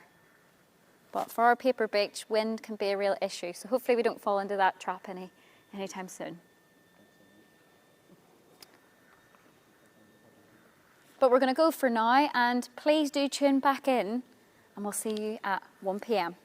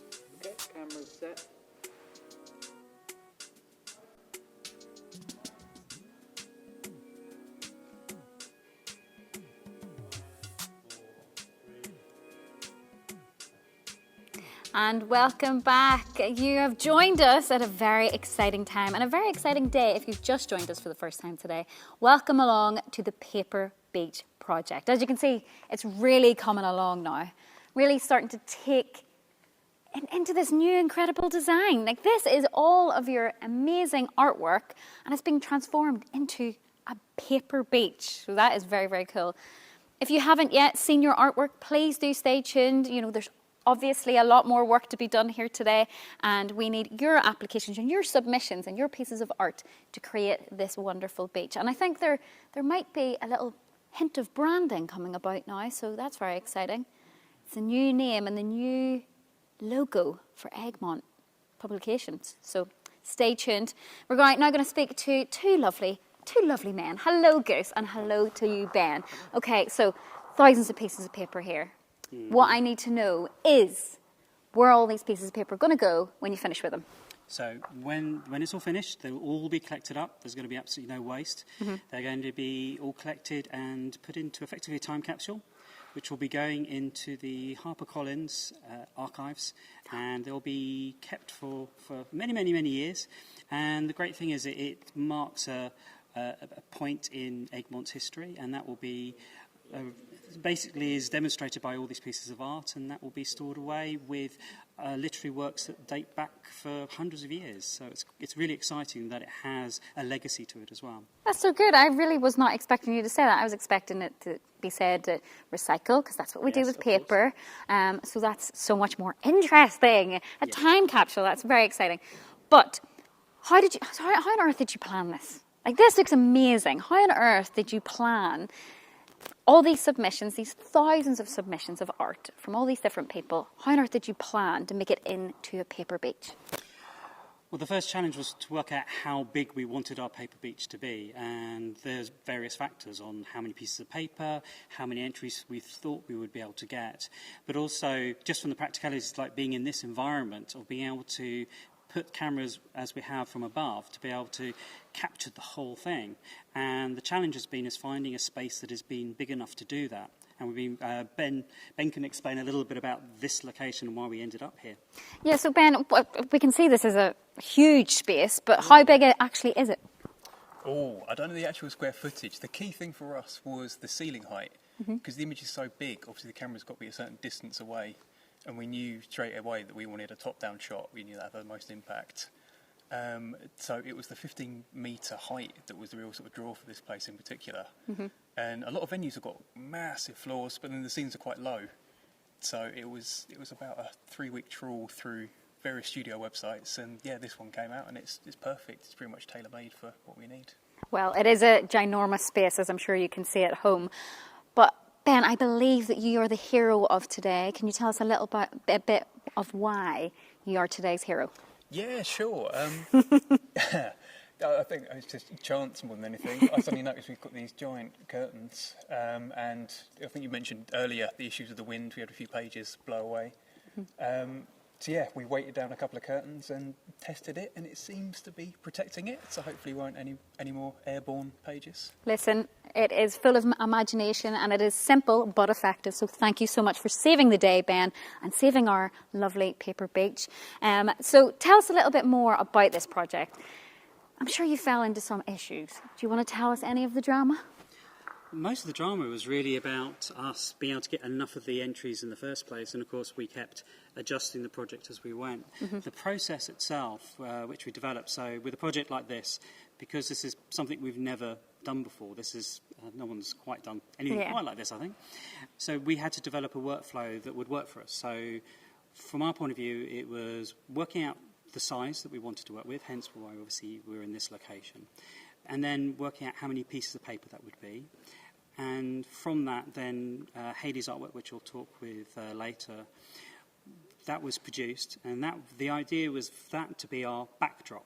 Right. So then all the entries that were coming in effectively are almost hidden on the beach. So as you've seen, if you go close up, you can clearly read the entries, but from a distance, so from that big wide view, they're sort of hidden on the beach, which is a really nice sort of comment on the process of what we're doing here. And so the first stage of the process was for Hayley to create her painting, and then that was photographed. And because we wanted to create such a big canvas, we couldn't do that with one photograph, so we tiled it. So we went into a studio, and we photographed, I think it was around about 40 individual photographs, so high-resolution photographs, that was then taken into Photoshop, which is an image manipulation software, and they were all stitched together. So what we ended up with was a really, really big image. So a normal HD TV's at home screen is 1920 by 1080 pixels, so 1,920 pixels across. The image that has been used to create this artwork is 20,000 pixels across by 17,000 pixels down. So it's a massive, massive image. So much so that the computers we were using were definitely starting to struggle with dealing with such big files. But what we ended up with was our master artwork. And then from there, we needed to cut them into each of those individual pages. And fortunately, there was an automatic way of doing that, because the thought of cutting manually 3,000 pieces of paper from that image would have been an interesting challenge. So we were able to divide that into our individual 3,096 pages, which are all exactly the same size. And then those became the background for our entries. So obviously we received our entries, but there was a process with that also had to go through. So Ben can explain a bit about that. Okay. Yeah, sure. So the first step is you get your either paper. Some people sent in paper submissions that we scanned or emailed images over. Basically, we just needed a black and white image, so literally just black on white background. We had a few that came in colour. We had some where obviously not everybody has a scanner these days, so they had to photograph it. So there's a lot of sort of painting out shadow and that sort of thing, so you're just left with an image. And then from that, it was a case of overlaying those images onto the, as Angus said, pre-cut out A4 bits of the beach. And then there's different considerations for different parts. When you've got the yellows, you've still got the dark pebbles around it. Any of the black text on that, we just had to sort of paint brown just to make sure that it showed up. And then sort of the inverse with the blue, making sure anything that had white on it didn't show up too much and detract too much from the image underneath. Wow. It's a bit of a balancing act. So it's been a very busy couple of months for both the Eastcliff Creatives and Egmont. It's incredible the workload that has gone into this. So I want to say congratulations to you guys, because it's really, really quite something. And we haven't even got to the end yet. But tell me a bit more about, so this is in theory a painting.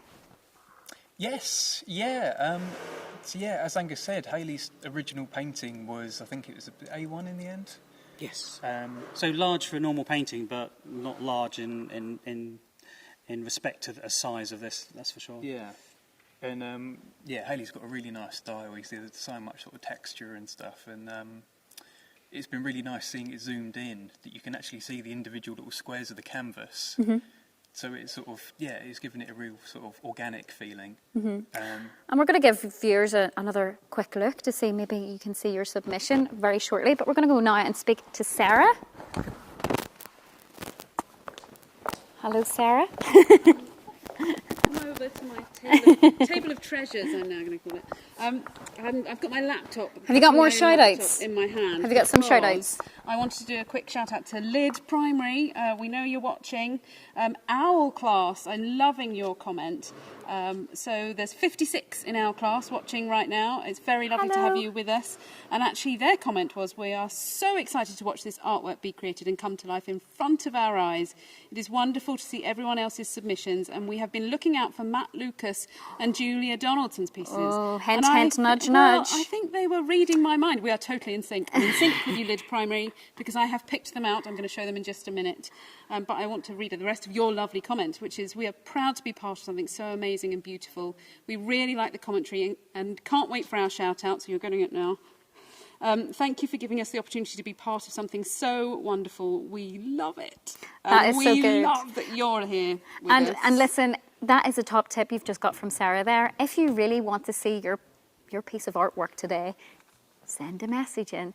Prompt us. We might just find it for you. And a few others I saw on the live stream were, we have the guys from the Beano tuning in. Hello to the Beano. Thank you very much for your support.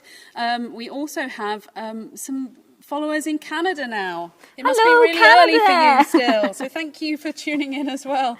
And good morning to our friends in Canada. So yeah, lovely to have you here with us today. But yes, Julia Donaldson.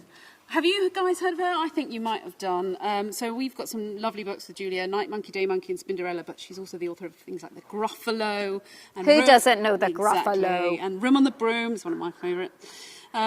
And we got this submission actually really early on, and thank you to Julia for that. It was fantastic to get your submission. This is actually from a poem that has already been published in a collection that Julia wrote called Crazy Mayonnaise Mum, which sounds amazing.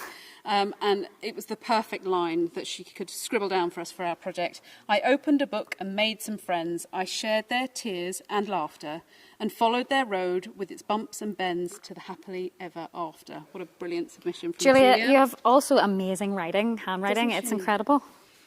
I wanted to pick out Anne Fine.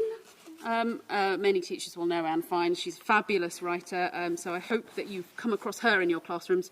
But she gave us a very lovely submission. I've killed her book. I learned to read in a very large family and a very small house. Books were the most wonderful escape. Through stories you could do anything, go anywhere, with anyone. The author is saying, step into this world I have created for you. If it bores you or you hate it, just put down the book. If it interests or amuses or intrigues you, stay with me to the very last page. Now, surely that's an invitation you can't refuse. So, lovely entry from Anne there. And some of our other famous friends.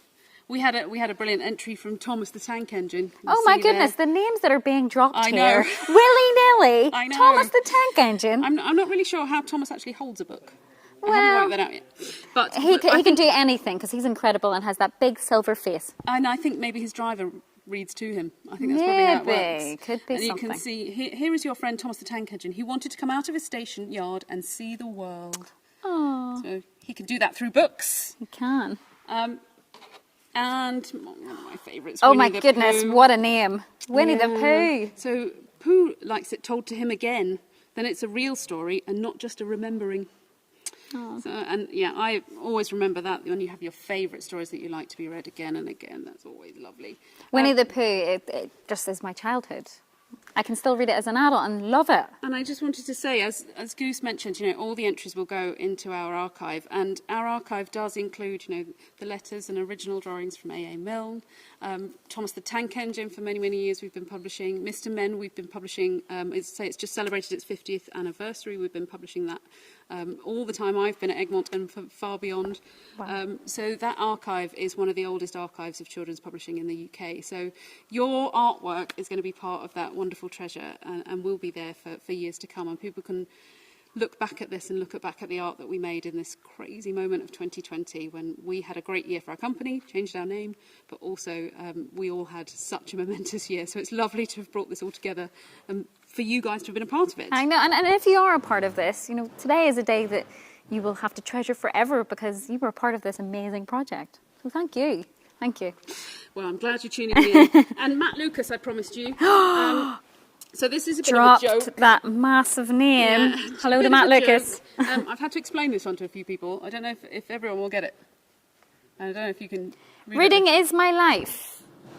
Although, I don't know what that means. Yeah, Can you although explain? Sonning and Henley are quite nice as well. So I think he's gone with Reading is my life. Ah. See what he did there. But yeah, surprisingly, I've had to explain that to a large number of people. He should know his Yes. audience. Just let that be said.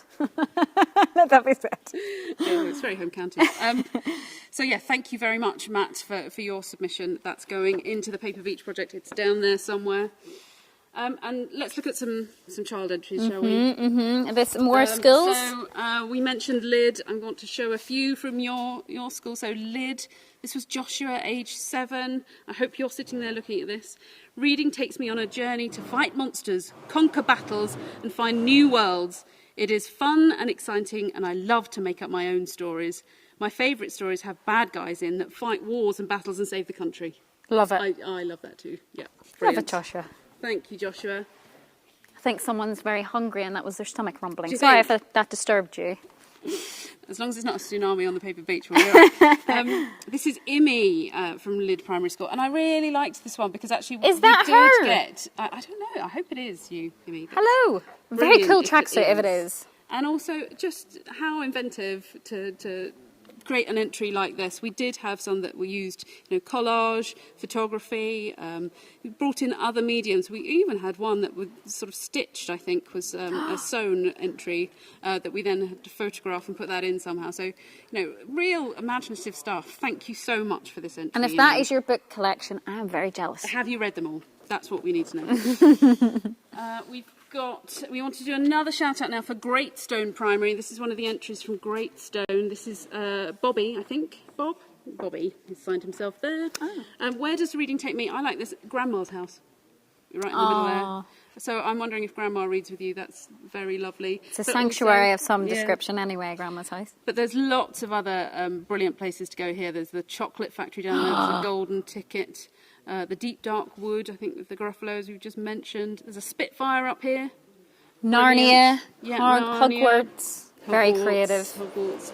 So there we go. Oh, that's that rumbling tummy again. And Great Stone, Charlotte, age 7. This was a lovely entry. Books take me to places in the world I have never seen. Books take me to people I have not met. Books take me to imaginary places that I would like to go to. Books take me back to my memories of school when COVID stopped me going. Oh. Charlotte, age 7. And that's one thing I should mention. As the project progressed, actually, we found that many more of you were starting to mention COVID and lockdown as the project went on. So we didn't see it quite so much in the early weeks, but as the weeks went on, clearly this was something that people could connect with whilst they maybe weren't able to go to Grandma's house to have that reading session. Yeah. So it was really lovely to see people using reading to reflect on where they were now and that being helpful for people. And it's so important to, find a release somehow. If you feel these emotions, you should talk about them, or you should draw about them, or you should write about them. It's very important. And my last shout out, I hope you're still watching. I know you were on there about 20 minutes ago, but this is Fairview Primary in Kings Norton, Birmingham. Hello. So lovely to have you here with us from Birmingham. This was our competition winner from Yasmin. So this was a beautiful entry, and the words are beautiful as well. And Yasmin, we really think that you might have been in sync with us as well, because your words start to talk about perhaps what looks very much like is happening over there. So let me read it to you. The most powerful source of imagination. Let the words flow through your mind. Feel like you're surrounded in a sea of peace. Go on a great adventure. Swim with a pool of dolphins in the aquamarine sea. What was she thinking of then? Enter a serene forest where beams of sunlight bleed through the trees. Feel like you can relax. Leave your mind at ease. And when you're finished reading, you think to yourself, life can be a book itself. A fresh new page to fill in.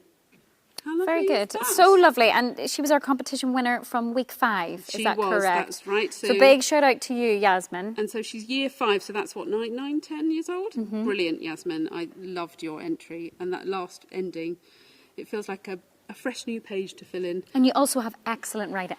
Handwriting is key in life, and that is fantastic writing. That is so good. So well done to you people at Fairview Primary. Thank you so much for your entries. And we're going to have a quick glimpse at how we're getting on over here on our lovely paper beach, because we're really coming on strong now. I think we're almost ahead of schedule at this stage. It's really coming together. And you can see that there may be a word appearing on the shore, ironically. I think that word might be shore. So, if anybody can guess what they think we might be seeing on our paper beach here, please do let us know. You can send us a message. And it's 1:20 now, and we're going to do a quick zoom into some of the pictures. You might be able to spot your wonderful creation, your wonderful piece of art. Plenty of drawings we can see, and I really do feel like I have to congratulate Eastcliff Creatives and Egmont for this, because a lot of work has gone into this, and I can't wait to see the finished product, but I'm really enjoying the journey to get there. And we have really hard workers here today, really putting in the effort. So we really appreciate that, to show off your wonderful artwork. And we will see you all back here at 2 p.m. Tune in and you might get a shout out if you send us a little message. See you then.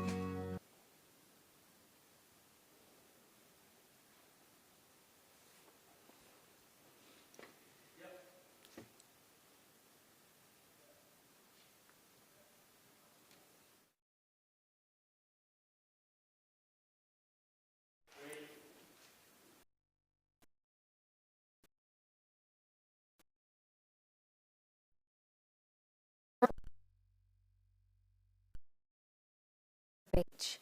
And we've come from a different angle now because we wanted to give you a better idea of what's going on right now. So you can take a look at this. It's really coming along now.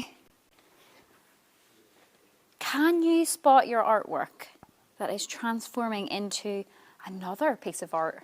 It's really quite incredible. We are quite high up here. Very, very cool. You can kind of see the logo and name is being revealed now. Any ideas what it is? If you have an idea of what it might be, please do send us a message. We're able to see so much more of this incredible artwork now, and it's really coming along. But we're delighted now to speak to the artist behind this wonderful piece of artwork. She painted the wonderful beach. Come and join us, Hayley. This is Hayley Restall. Tell us a little bit about the inspiration behind what made you create this piece of art. So the project was always going to be a beach image. The new name we can now see is Farshore, so it had to represent moving to a different shore. So it was always going to be a beach image, and originally we were using a drone photograph, but we decided to go for something a little bit more characterful with a little bit more texture, so I created this. Wow. It's an acrylic painting with pen. The pebbles are all drawn by hand, and it's lots and lots and lots of layers of paint. But the original painting is only about that big. Okay. And how long did it take you to paint the piece of art? I was going to say to create it, but you painted it. Great. It's the same. Altogether about a week. Right. But the way I work is very, very wet. So I paint something, I wait for it to dry, I do another layer, I wait for it to dry. So I wasn't chained to my studio for a week or anything, but altogether I'd say it was about a week. And when did you paint it? In January. Okay. No, December. December. Yeah. You guys, honestly, you've put all this together since when? December? Well, October was Okay. the original time we started planning the project. So yeah, since then. Still a majorly quick turnaround. Pretty quick, yeah. What have you enjoyed about it so far? Oh God, loads. I mean, I always love working with the East Cliff Creatives because we make such a great team. I loved making that artwork. It's so quite therapeutic to do. I draw a lot of pebbles anyway, and I love sitting drawing pebbles. Went through quite a lot of pens drawing that. 13 actually. Sounds impressive, but they were just quite rubbish pens. I'm impressed that you counted them. It's because they came in a pack of 12. And you needed that one extra one. Oh, that's so annoying. We have to go and buy a whole other pack. Yeah, exactly. Well, that's brilliant. And this is so exciting that it's going to be revealed. Did you come here for the rehearsal? We didn't come here for the rehearsal. We were in a scout hut in Folkestone for that. Oh, very good. Okay, cool. So we'll give you another quick glimpse of this. And then we're going to speak to Sarah again. She's going to tell us a little bit about this wonderful new logo and new name that's being unveiled today.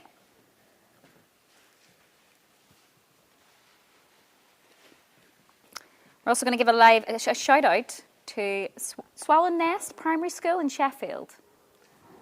Hello to you. And if you are watching our live stream right now, get in touch with us, send us a little message and we'll give you a shout out. Yeah. Hello Sarah, how's it going? Good, thank you. Good. It's nice to be up here with you. It is. Yeah, to see it it's a little bit from this scary, angle. I'll be honest. I feel a little bit, maybe had a little bit too much chocolate at lunch, but I do feel a little bit of a wobble, so I will let you show me some more submissions.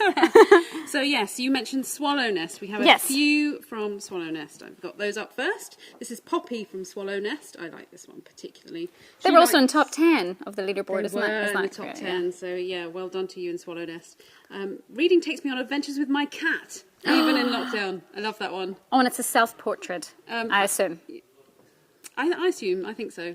We didn't get your cat's name, Poppy, but yeah, he looks fabulous. Yeah, I quite like reading with my cat. My cat likes it when I read, because then I'm sitting still and he jumps on for a cuddle. Oh, I was assuming you were going to say you read it aloud. No, You no. know.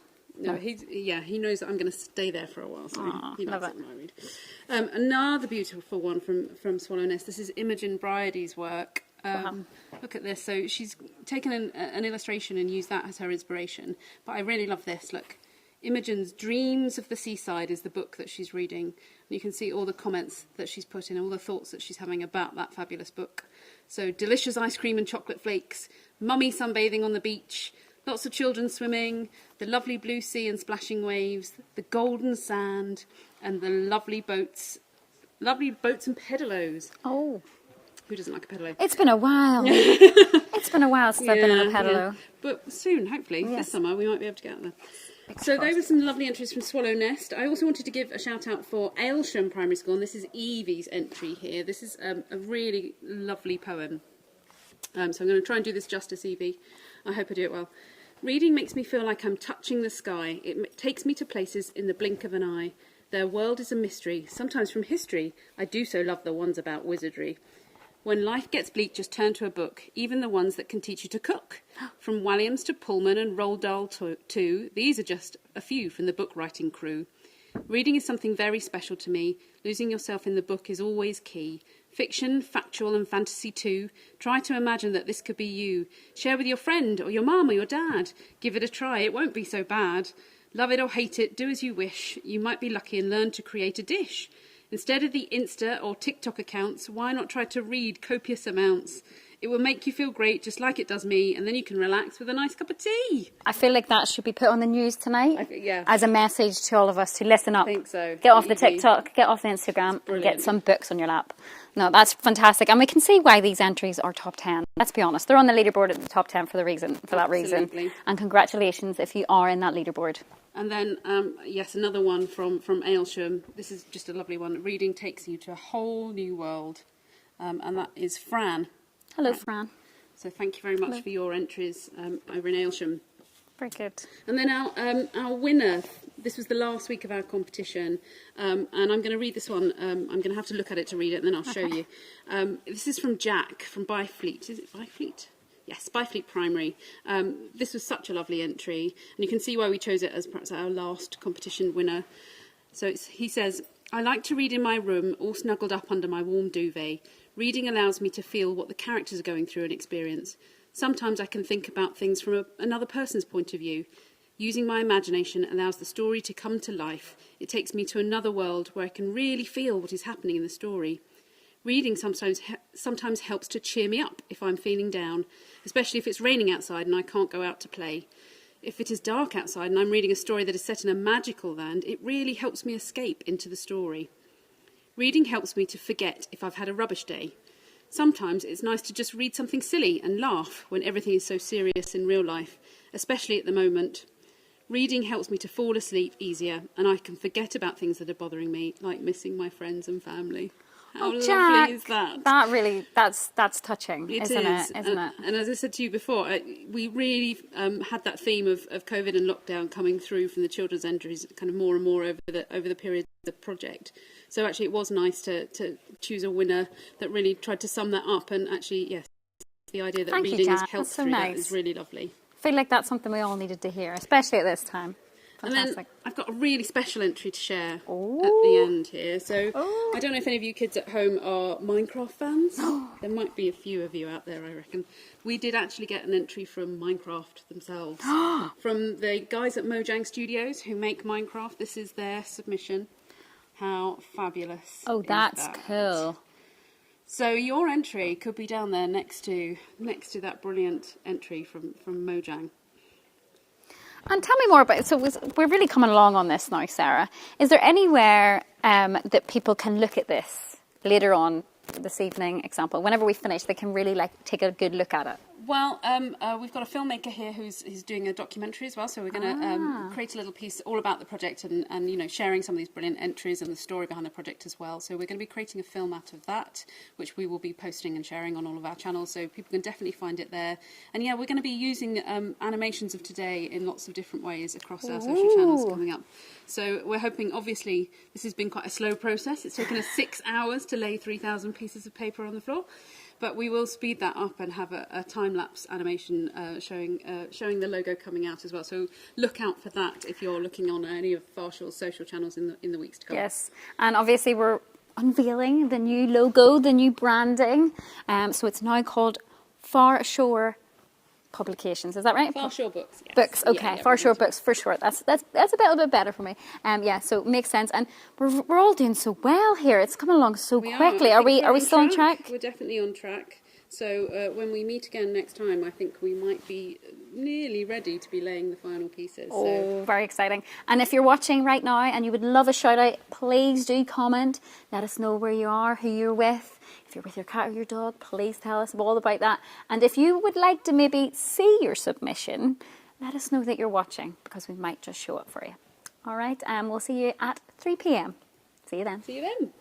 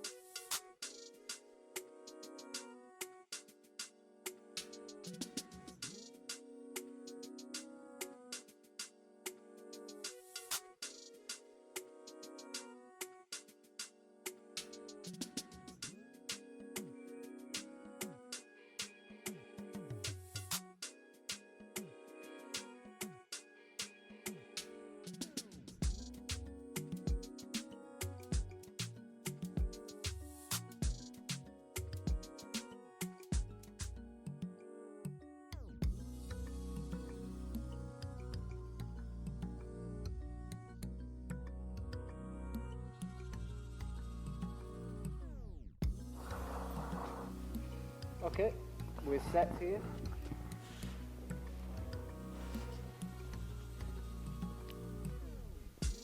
Hello everyone and welcome back. So this is almost the end. We can see the end. The end is near indeed of our Paper Beach project.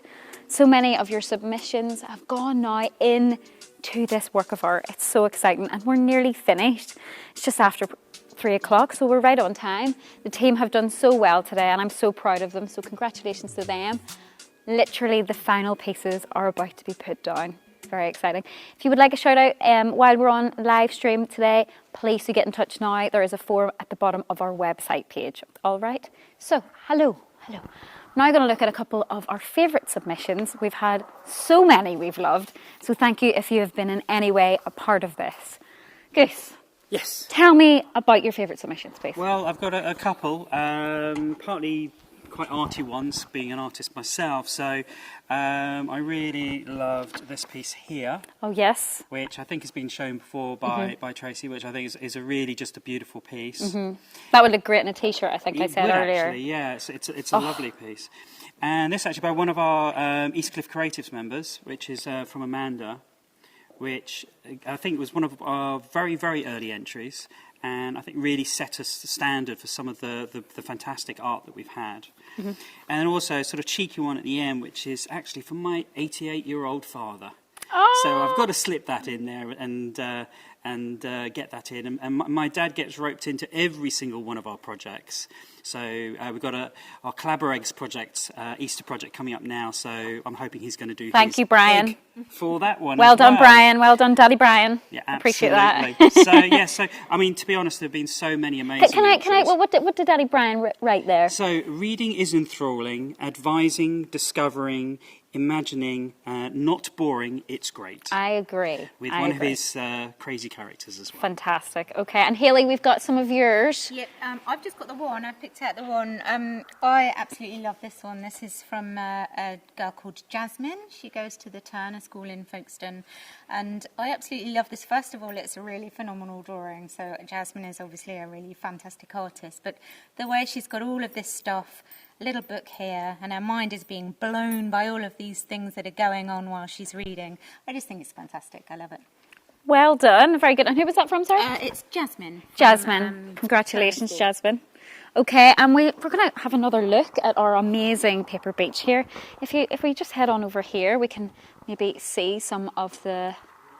We have to be very delicate, as of course this is paper. And yeah.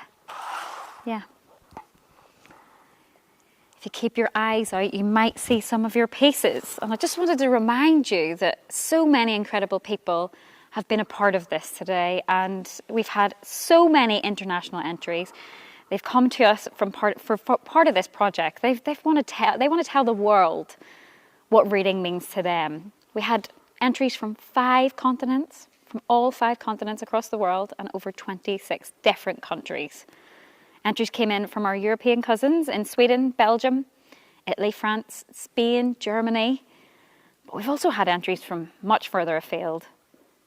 United States of America, Australia, South Africa. Hello if you're there and you're listening to us today.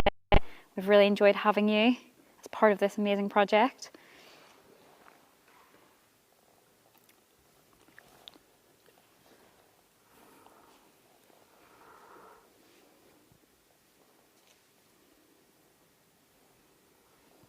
You might be lucky enough to see your piece of art today that we were told that is going to be kept forever in a time capsule, and that is really quite something. Just think, a time capsule. Someone could see your art in so many years to come, thousands of years. So thank you again if you have been part of this. We're now going to talk again with Goose and Sarah. I'm going to ask them a couple of questions basically on this amazing project. Thank you so much for today. This has been absolutely incredible, and it's really blown my mind how it's all come together so quickly. You know, it was 6 hours. We started the day. 6 hours, that's quite a long time, but it's flown. It's flown in. How are your knees? Not too bad. I mean, the great thing is that with the amount of people that are doing this, it's not like we are kneeling down constantly all the time. So we've been able to take it in turns throughout the day. And we've spent a lot of time rehearsing this and planning it. So we wanted the experience not to be, I mean, it's grueling, but not to be really an unpleasant experience. We wanted it to be a fun experience as well, and to actually enjoy the day, because we spend all these months getting ready for a project like this, and this sort of final culmination, we want to at least be able to enjoy it as well. And it's been a real team effort. You know, there's quite a few of us here today, all socially distanced, of course, and they've really had a team effort, because I haven't seen that many people take breaks.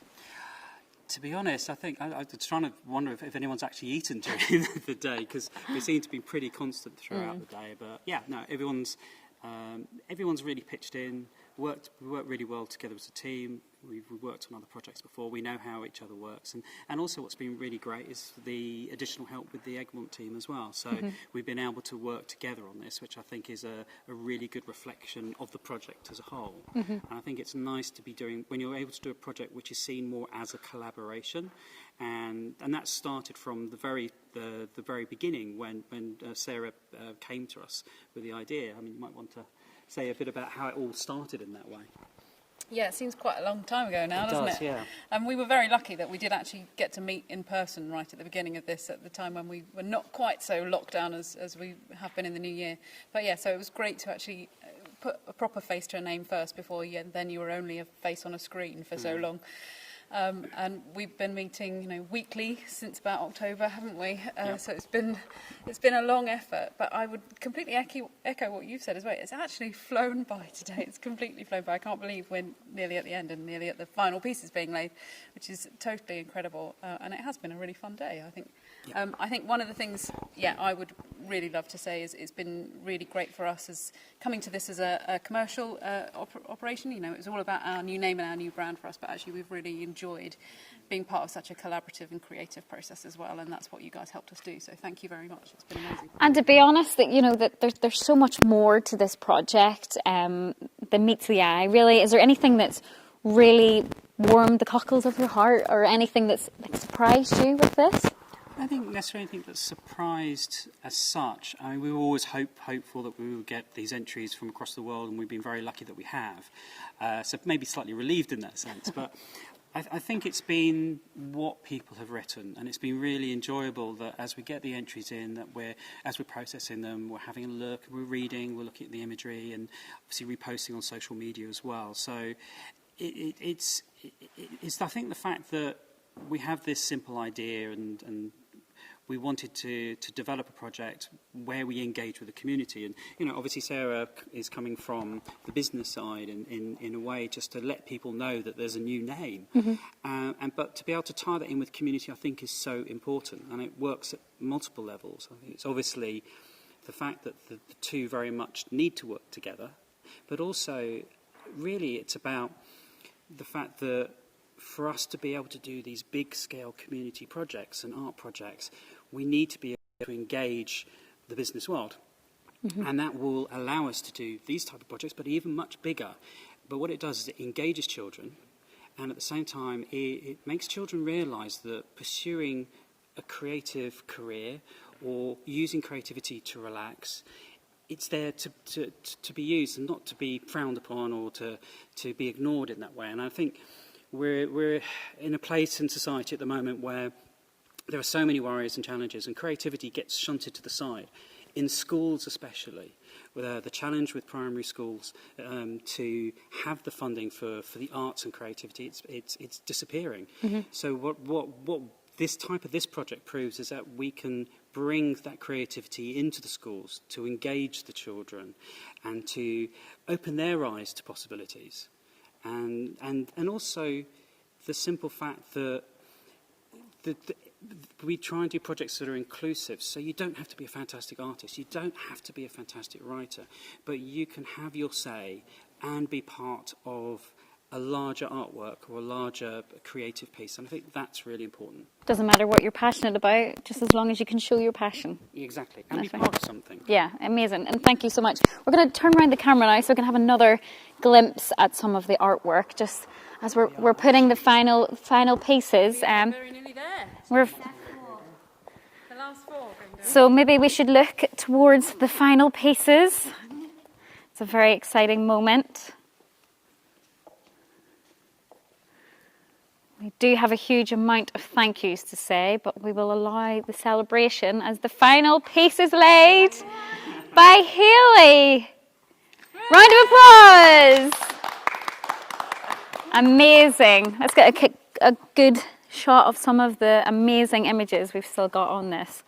So as you can see, we've unveiled the brand new logo and the brand new name, Farshore Books. Amazing. So we've got huge thank yous to say. Thank you to everyone that has helped make this happen today. Of course, to all you artists watching at home, without you, this would not be possible. It's as simple as that. To all the school kids, the teachers that have got involved, the families, the parents, absolutely every single person. And of course, thank you to this amazing team we've got lined up here. Give yourselves a big round of applause. The authors, the illustrators who have got in touch and who have been part of this project, thank you so much for that. Also, who took part in our homeschooling events. They were so amazing. And don't forget, you can still watch those. Head onto our website and you'll be able to access those quite easily and for free. So no excuse, something to do this weekend. And of course, this brilliant collaboration between two amazing companies, Farshore and East Cliff Creatives. Honestly, their work on this project has actually blown my mind. And I've heard, with a little bit of persuasion, they're going to do something even bigger next year. But I didn't say that. Nobody heard me say that, so it didn't happen. But thank you so much. And thank you for coming to watch our live stream. Hopefully you got to see some of your art today. And if not, we're going to be putting together a lovely documentary that you can all watch back in years to come. And don't forget that if you're a part of this project, your artwork is going to be put in a time capsule, which is so exciting, okay? So thank you very much for watching today, and we'll see you all soon. Bye!